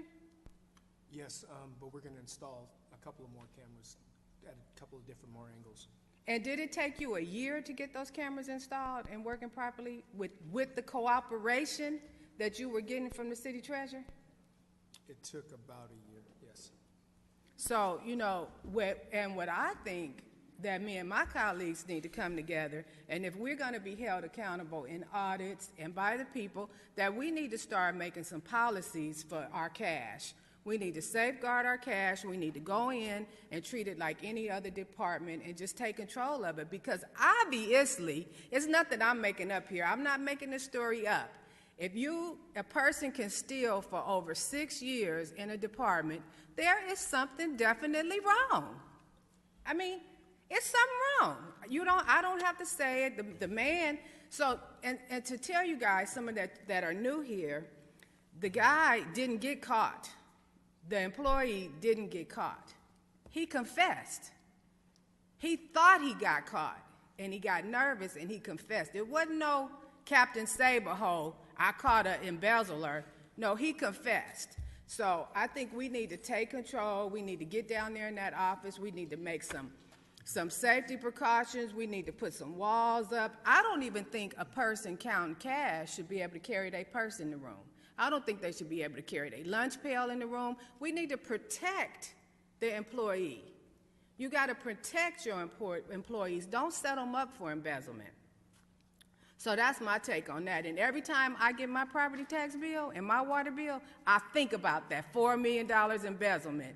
I probably gave him some of that, you know. So I think we need to safeguard our money by whatever means necessary, because if the cameras had not gotten installed a month or two ago after a year, I wanted to file some kind of criminal charges, because I wanted to know at what point does embezzlement and no changes being made become a criminal act. And another thing, we're going to identify that in the elevator. What is wrong with the elevator in City Hall? Mr. City Manager, it's been 6 months or longer. You know, I think we owe the people an explanation. When are we going to have a second working elevator in this building? That elevator has a major failure in the piston system in the bottom. They're going to bring the item back to the council in the next couple of weeks, but that elevator had a system failure. There's a large piston at the bottom that keeps the elevator from crashing down from the weight. And over the years, apparently out of neglect, that piston has worn out. And then once they pull the elevator out, pull the shaft out, and take a look at the piston, we're not sure what else will be in need of repair under that particular item. So it's a major, major repair and overhaul. And then as soon as that one is done, we're going to shut the other one down so we can do some maintenance on that one. But, Mr. City Manager, you know I don't like to sugarcoat it. It did not take us 6 months to figure out what was wrong with the elevator. It's just unacceptable. You don't even have to answer, but it's unacceptable to have one elevator working for over 6 months in a city facility. It's bad enough that we have to work with the handicap ramp that only works sometimes. So I think we need to have a weekly update on that elevator. So when people call me at my house in the middle of the evening or in the middle of the morning and want to know about the elevator, I can have an update for them. Mr. City Manager, please. And then, can you tell me when we'll identify that travel in that audit? The controller and I spoke on that item today. I believe she's got 90% of that work done. What I asked her to do is to take a look at, pull the credit cards, find out who's traveled where by name, and drill down into as much data as we can. So that's, I'll talk to her tomorrow and I'll report back to you guys next week. But you'll know something probably before the week is out, because she's been working on that for about a week and a half. Okay, thank you, sir. And then also, while we're talking about travel, I'm a real stickler on travel because, you know, my mother got indicted on travel. So I'm going to request that we go back to our policy that all travel has to be approved by the council before travel is taken. That's the only way that you know what's going on and you know how money is being spent. And people that want to travel at last minute, they just got to be more responsible. Or we call a special meeting, but all travel should be approved before taken. Thank you. Thank you, Councilwoman Zarita. Councilman Galvan? Yeah, you know, I like that idea that Councilwoman Zarita just said. How soon can we get that back to the body? Even though I think it's already a policy, no? Yes, it is. Right, I'll try to get it back in 2 weeks. So it takes us at least a couple of weeks. So what's on this agenda coming up next week is already in the queue. So we'll have to start writing it like immediately to get it on in 2 weeks. Okay. But the policy is already written, isn't it? Not that. That's not that. Not the one that, where it comes before the council. Okay. All right, No, thank you. No, I've reviewed it. You know, also too, like a lot of the, you know, I'm just piggybacking off what my colleague said, but a lot of the residents are blaming the city council, the body up here, and we heard it tonight too. People were blaming us for the property taxes when they were bonds from the school districts that were voted on by the people. People are blaming us for taking the $4.3 million, counting the cash by hand. That has nothing to do with this body. That's an elected person that even in the middle of this, what do you call it, scandal, I guess, or in the middle of this stuff, he won with an overwhelming amount of votes compared to his opposition. And, you know, I think it's wrong, and I would like to ask the city manager what steps have been taken by the city council, if there's anything we can do to make sure that this doesn't happen again. What safeguards have been put into place? This is on the counting of the Yeah. money. So right now, there's 2 people that have to count the money. Initially, there was 1 person counting the money. So there's a safeguard where one person counts it, the other person double checks it. There are also procedures with and I wish the treasurer here he can explain in more detail. with the cash receipts that go upstairs. So once it's counted, it gets put in the safe, gets posted, then it goes upstairs to the controller's office, and then they double check what actually got deposited into the account. So there's a couple of procedures now that are in place that weren't in place before. The camera installation is a new one. I'm actually going to, there's a safe inside the safe, and I'd like to know who goes inside the safe, so there's a camera angle that will be added to that. Also, employees are not allowed to bring backpacks in and things like that that were allowed once before. But who's enforcing those new rules that you made? That's the department head is the elected treasurer. What does the charter say about it? Because I know that they're elected, just like I'm elected, but I mean, our liaisons work for you. So I would imagine all the employees in there have to answer to you since you're in charge of all the employees, right? Or how does that work? Just so that people can get an understanding. That's a discussion that we're having with the city attorney's office right now. So it's right now the way it stands, the elected department heads, city clerk, city treasurer, city attorney, they control their staff, and they discipline their staff, and they work directly for them. So that's the way it's working right now. Is that by tradition or is that by charter? I'll let the city attorney opine on that, but that's the way it's been since I've been here. Well, before Mr. City Attorney speaks, excuse me for stepping in, guys. No, it's okay. But, you know, you just recited all those safety measures that have been implemented since the embezzlement. But prior to when the last city controller left, I can't remember her name, Miss Anita McKay, they were still not doing daily reconciling.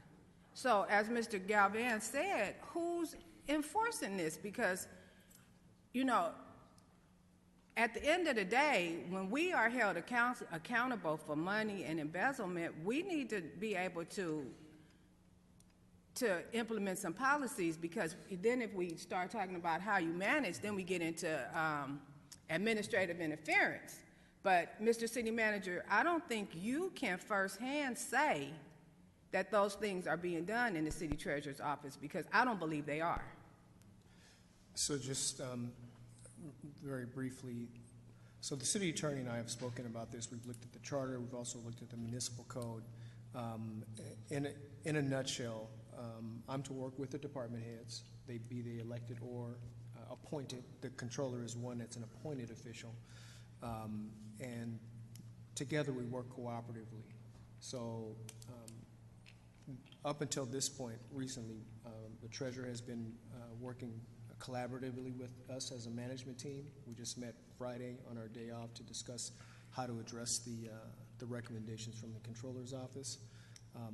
In terms of dealing with the actual procedures inside, the day-to-day procedures in his office, those are discussions that are ongoing with him as a department head and the controller. But, and this is the last thing I'm saying, and I know it's Councilman Galvan's time. No, it's okay. Feel free. Excuse me. But I just want the people to know, because sometimes I feel like my mind is playing tricks on me, but I just want the people to know that since the confession of the $4 million of embezzlement, there has been no employee changes. There has been no real changes made to the treasurer's office where the embezzlement took place. The same people are counting the money. The same process is being followed. So I don't know why you guys want to sit up here and cover up for cold cash embezzlement. I just don't understand it. But I'm going to close on that, and so I can sleep good tonight. Thank you. Oh, I didn't get an answer to my initial question, and it was to the city manager. I refreshed my memory. I thought I answered the question, but no. I said, is it by charter? Does the charter state that the employees answer directly and only to the elected department head, or because I was under the impression that you control the employees as the city manager? No, Council, I'm going to pull up the charter here, and I can, City Attorney, if you want to chime in. Yeah, sure. Mayor Pro Tem.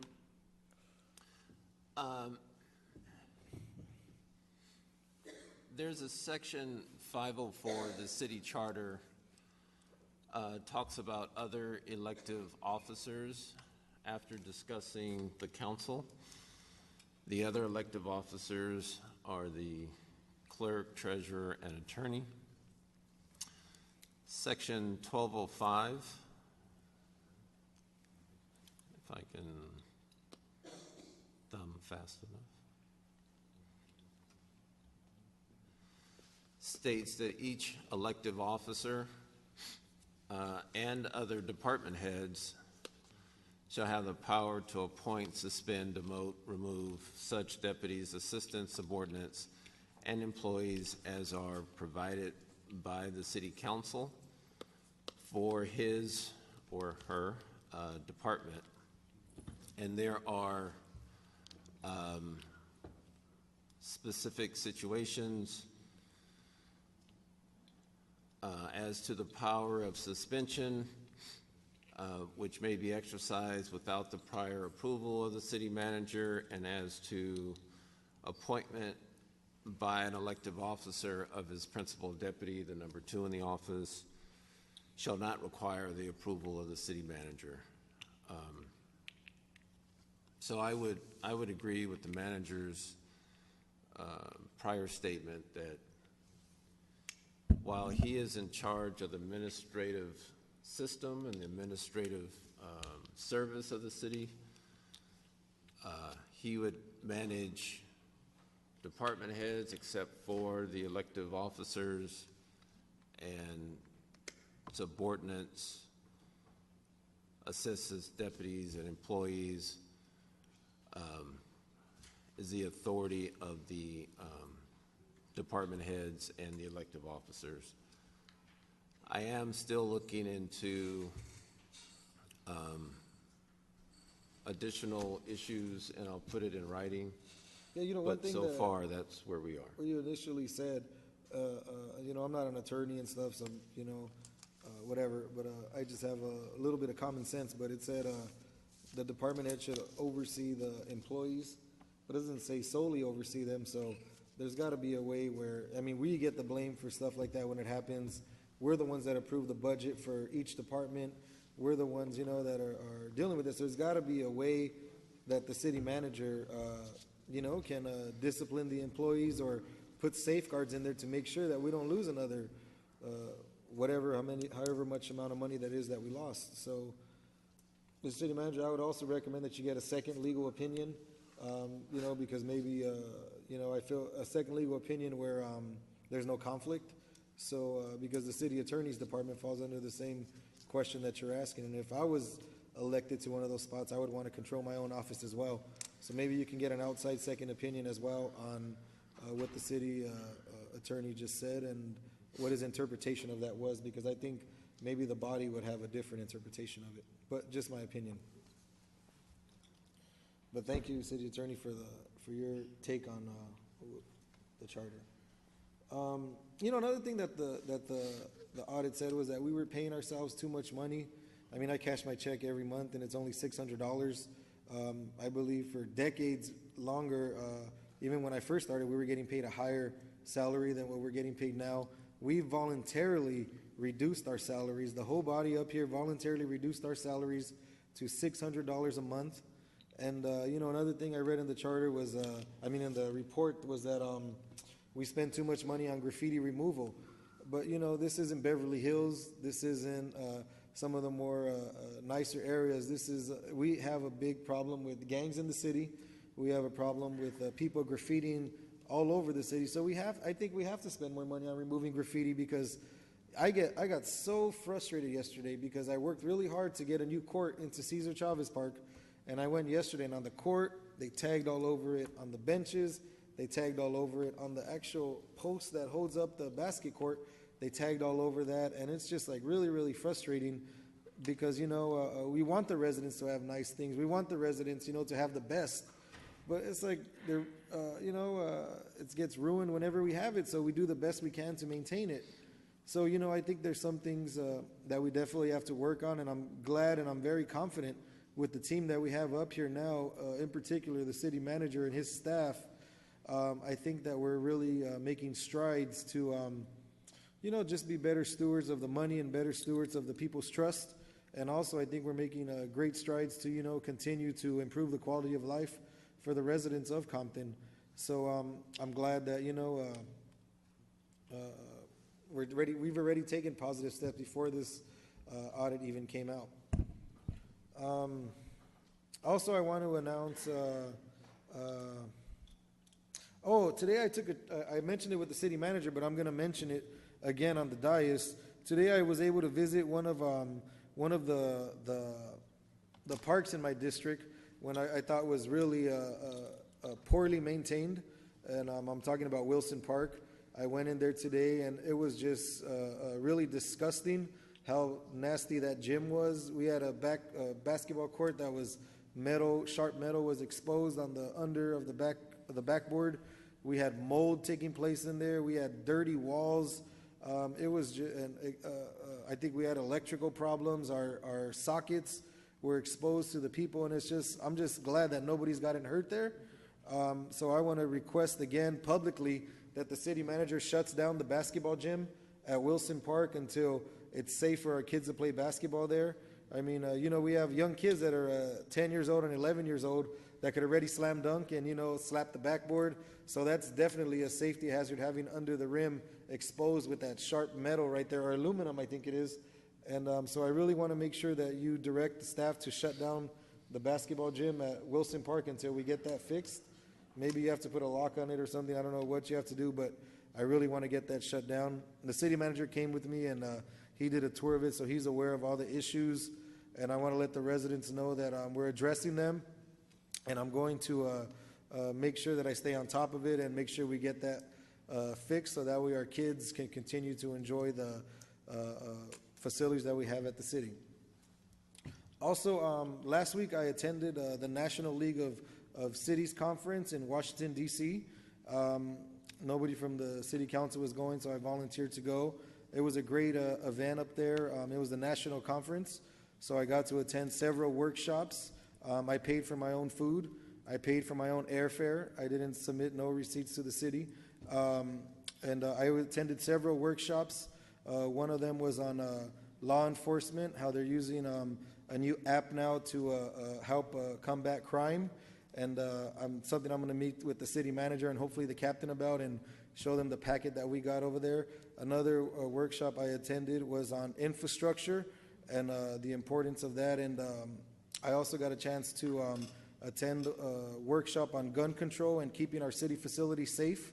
As you guys know, we've been having a lot of shootings taking place in the last few months, and I have a report that I want to submit to the city manager, so that way we can make sure that there's certain steps that we take to make sure that we're prepared if that ever happens.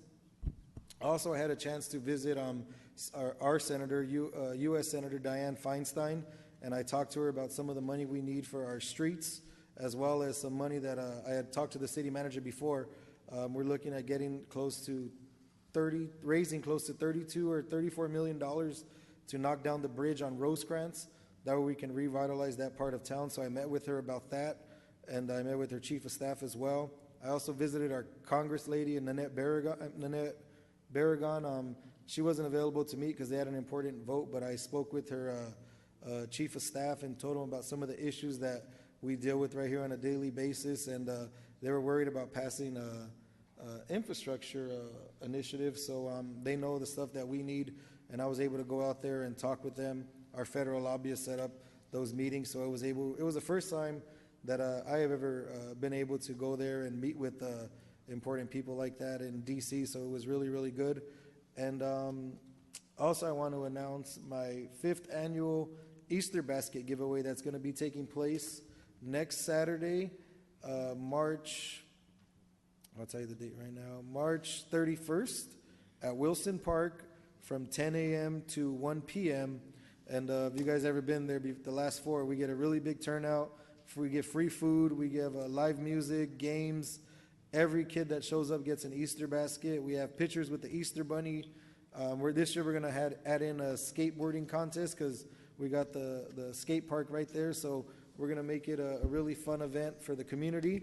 So I hope you guys all come out. Anyone wants to volunteer, you're more than welcome to. We got outside sponsors for the food, outside sponsors for the baskets, everything that goes in the baskets. It's not costing the city no money to put that event on. Just like my toy giveaways, you know, we raise the money outside of that. And yeah, so I want to make sure that everybody comes out and has a good time. And, you know, I wanted to stress the importance of the attending the conference, because I know one person in particular is going around telling people this and that. But, you know, I've traveled to D.C. in 2015, I think, for the My Brothers Initiative. I went with the grants department, and not like I ever traveled to Miami, Florida, and hung out on the beach and, you know, had a good time doing that. But, you know, I wanted to let the residents know that I was out there working for them. I came back with great information. We made great contacts. And now our federal elected officials actually know what we need. And, you know, they know how we're doing out here in Compton. So, again, I want to thank everybody for coming, and see you guys next week. Thank you, Councilman Galvin. Councilwoman Sharif. Thank you, Madam Mayor Pro Temp. Before I even start with my audience comments, let me say this. I am really looking forward to the new travel policy being brought before this council in order for us to vote on it. I think it's something that we really need to do, and I am excited about it. But not only that is that I know all of us, the community, even the council, we most certainly had a concern when the state controller came in. As I read through the information and read through the recommendations, right now I'm very excited because in looking at what they're saying and actually what we need to do, I'm looking at it as what they've done is given us a roadmap for us to really put this city back on track. And I'm excited about it. I'm excited about us working together, trying to get this done. I am dedicated to working with the city council, the staff here, and also the state control office as well, in order to make sure these things are implemented. So I'm looking forward to that. And also, Mr. City Manager, there was several community members that spoke out about the fact that the property that they say we are giving away. And I wanted you to just explain what is it that the city, because one of the things they said we did not explain is what the city would be getting out of this. This redevelopment, please explain to the community exactly how this is going to benefit the city and the people there in that area.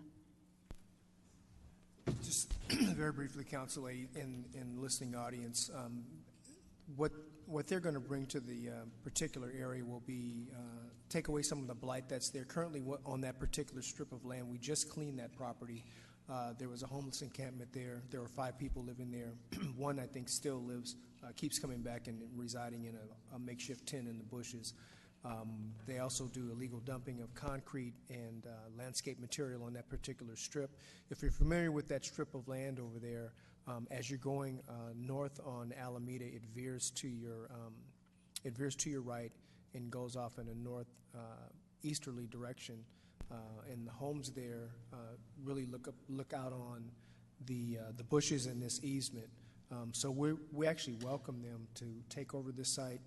In fact, I let them know that as soon as they are able to develop that site, we expect them to keep it clean and keep the homeless out of that particular area. So it really means some improvement for us in the city, and it means community development in that particular area. I think you guys have seen their actual work product. They did the town center. They have a project that they just completed at the Brickyard on the west side of town. And everywhere that they've actually done some work in the city, it's actually brought the property values up and certainly been a service to the city. Okay, thank you. I will be hosting my quarterly business roundtable for District 4 on Wednesday, April the 25th from 10 a.m. to 12 p.m. at the Dollar High Community Center. This is an opportunity for you to network with local businesses, meet law enforcement, and city staff. A light lunch will be served, so I'm inviting all the businesses to please come out and participate. And we have someone, as a matter of fact, our guest speakers will be Allison Phillips, she's from Prime America, and China Spikes from Pacific Coast Regional SBDC. And so we invite you to please come out.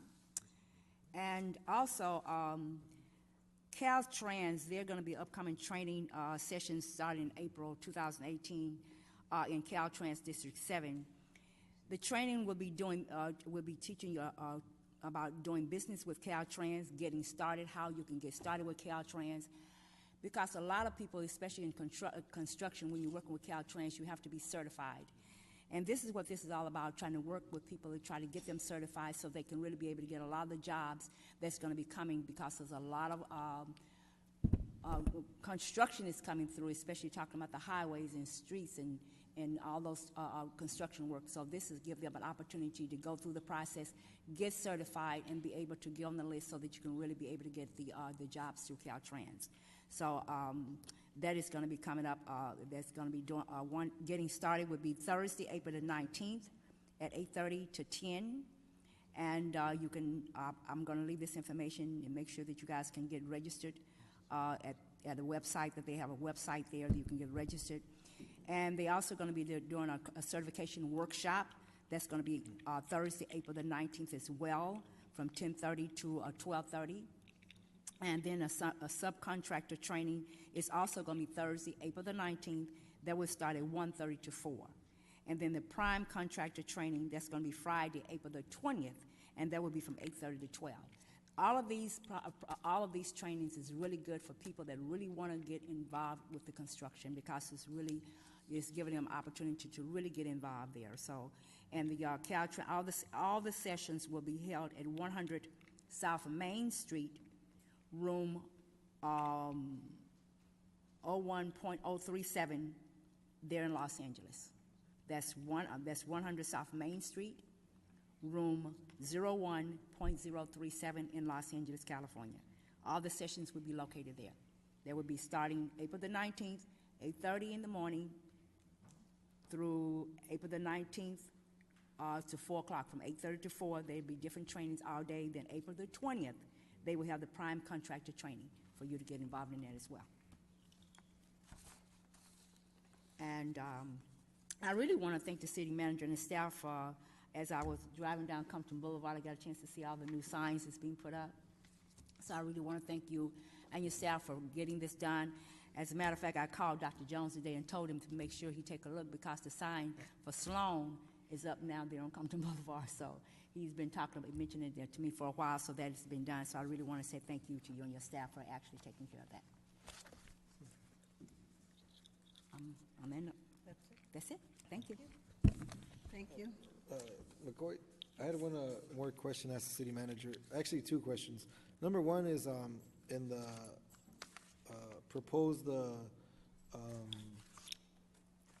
resolution that we're going to bring back for travel. If you can also make sure that it states the employees' travel as well, because I'm under the impression that employees sometimes travel as well and get prepaid for their meals and stuff. So maybe I want to make sure the council votes on that travel as well. And then also I want to know, what was the process of taking retail facilities out of one district and putting them into another? If that would require, like, from the body up here, how does that go? I'm not sure if I follow you, sir. With the retail? Yeah, like, because I know the city approved the what is it, districts in 2012. The redistricting. Yeah, the redistricting. So how was it, what's the process to, annex certain parcels in one district and move it to another? Would that have to go to a vote of the people, or would that just be a body change, or? I would have to defer to the city attorney on that. Probably would take some, there's rules involving redistricting, so, which was brought forth by a lawsuit here, so. Okay, maybe you can let me know the process. Okay. Later, at a later time. So you're saying it has nothing to do with the voters? Yeah, just businesses like the casino, like, the shopping center, stuff like that. Okay. You get back. Okay. Thank you. That's it? Yes, ma'am. Oh, okay. Thank you. I have a few things.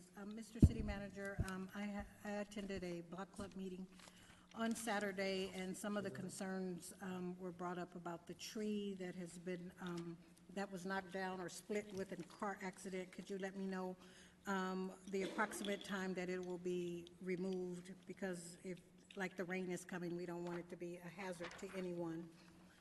And also, I received a concern about the parking on both sides of Caldwell between Central and Wilmington, asking if it's a safety hazard because of when the ambulance or the fire truck goes down, if it's a safety hazard, if it's enough room for the trucks to go down the street. So could you check and do an assessment and get back to me on that one? And let's see, we also had, I'm sorry. Also, put this on the list of when we get to paving the streets. Acacia, as I understand, has a severe issue, as well as Clymar. So could you, I don't know when it's on the list, but could you let me know what condition it's in and how soon we can get to those streets, as well as Kemp? And let's see, the tree trimming on Compton Boulevard, West Compton Boulevard, I'd like to know when we're going to hit West Compton Boulevard, especially around the street lights, because the street is kind of dim and some of it is blocked by the street lights. Some of the trees are blocking the street lights, so I'd like to know when we're going to go down West Compton Boulevard. And let's see, the electrical outlets at Burrell McDonald Park. If you plug in, when you have a meeting there, if you plug in the coffee and another item, the power kind of goes out and the lights will go out. So could you have them do an assessment and actually schedule it for repair? We host a lot of meetings at that park, so. And let's see. Now, I have a couple of announcements. Let's see. I will be hosting a town hall meeting on April 12th at 6 p.m., Burrell McDonald Park. We will have Public Works and Code Enforcement, as well as our attorney, talking about the permit parking. So come out on April 12th at 6 p.m., Burrell McDonald Park. I'm scheduling, in conjunction with World Oil, a creek cleanup April 21st, 8 a.m. We are meeting at 417 West Alondra and cleaning up that side of the creek. So come out and join me. Those people that want to help clean up the community, come out and join me. We're going to be doing a creek cleanup.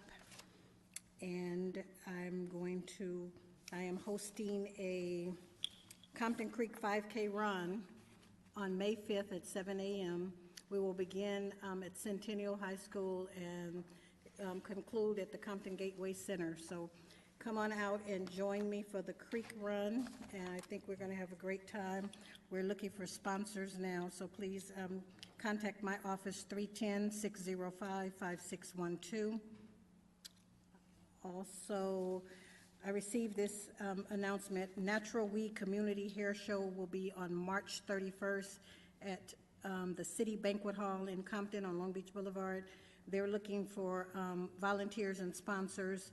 So if you would like to participate, it's going to be on the 31st. Contact 424-653-0893.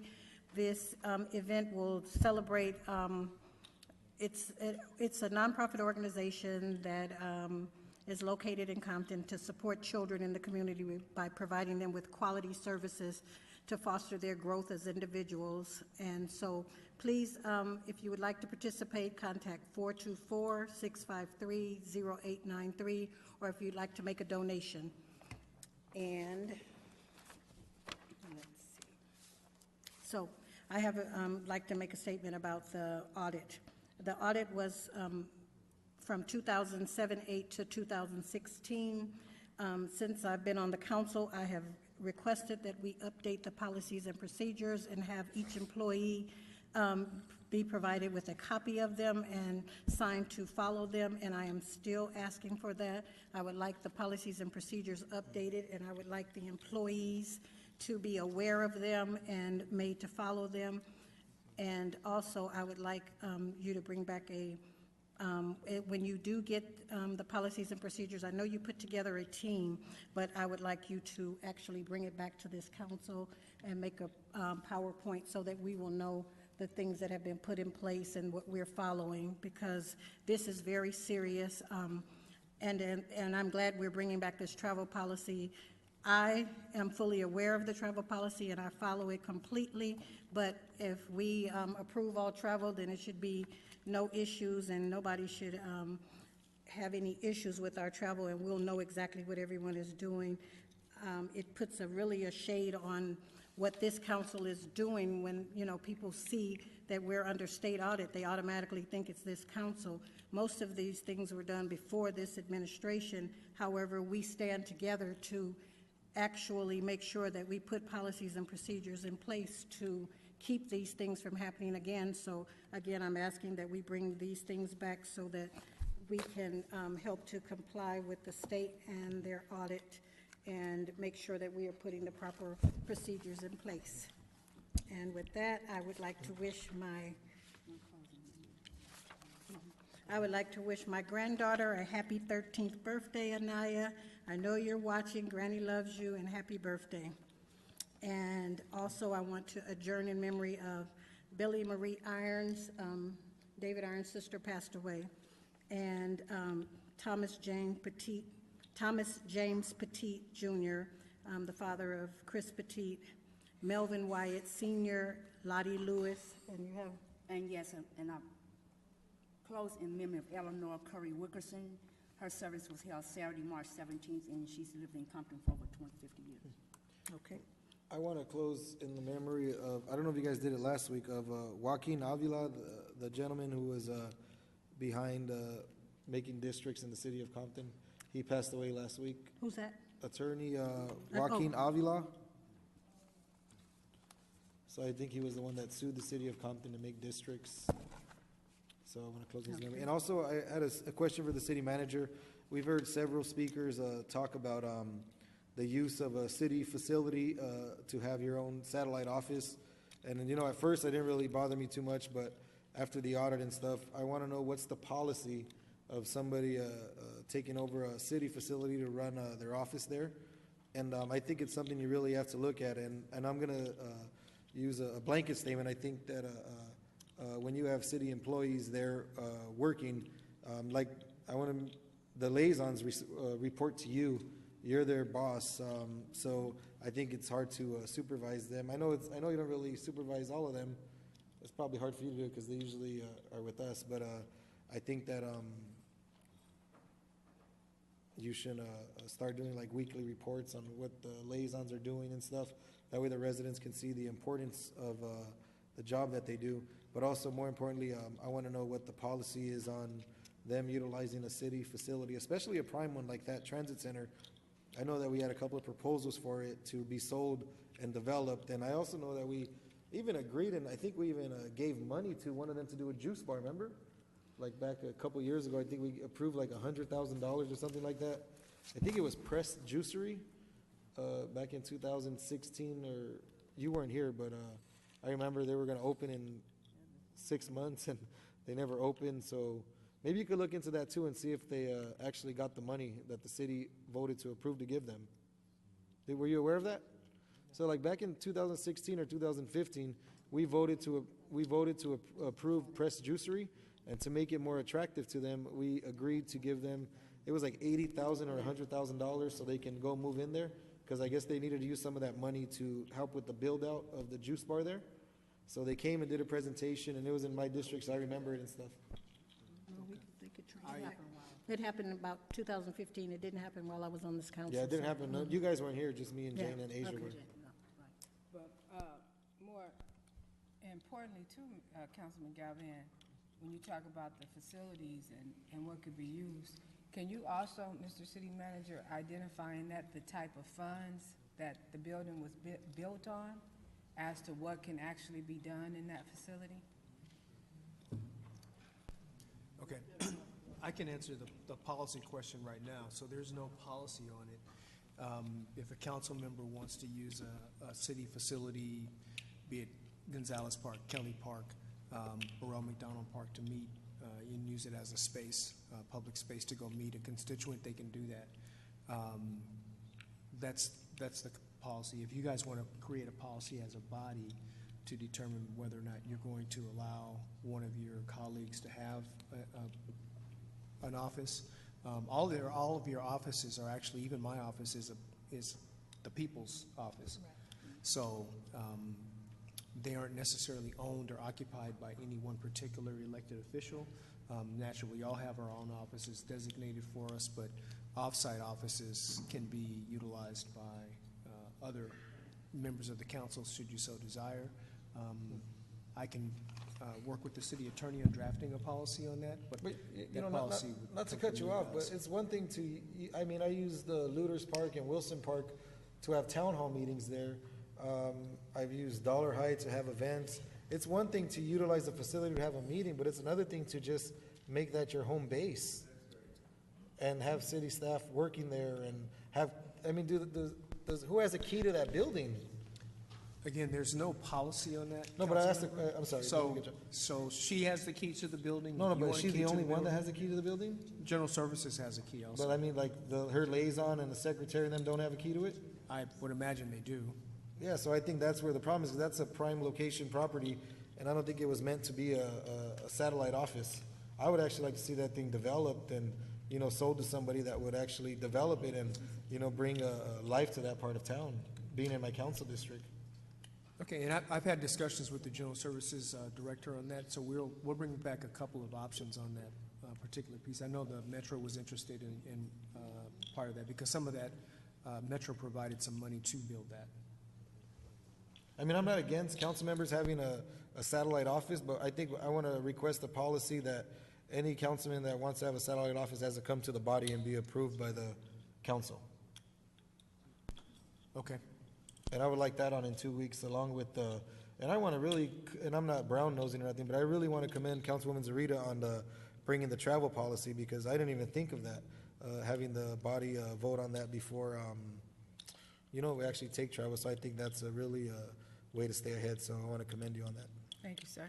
And you know, one more thing too, and again, I was just sitting here watching, listening to Councilwoman McCoy give her comments, and I remember it's been about, what, a year and a half? How long have you been here, 2 years? A year? Yeah, and I remember I didn't even support you the first time you got appointed and stuff, and just to see how far you've come and how engaged you are with your district, it's really, you know, I'm really, I mean, for whatever it means, I'm really proud of all the stuff you're doing in your district. And before we close, Councilman McCoy, I'd like to close in the memory of Mercedes Latrice Jenkins, third generation family in this city of Compton, born and raised. Mercedes was a young woman. I've known her ever since she was a little girl. Very, very sad to have to go to her homegoing.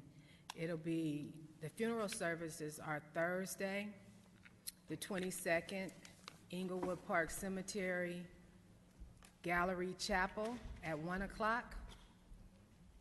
And the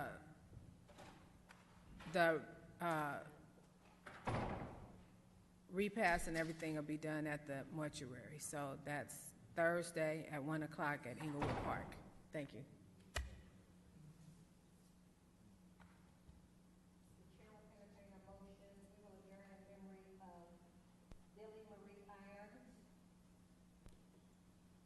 Thomas James Petit Jr., Melvin Wyatt Sr., Mercedes Latrice Jenkins, Lottie Lewis, Attorney Waki, and I think that's the list.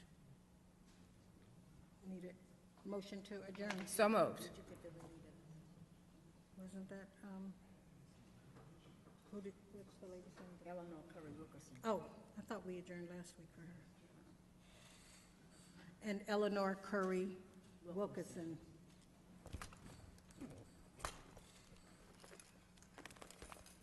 Is there a second? Second. Roll call. Councilperson Zarita. Yes. Sharif.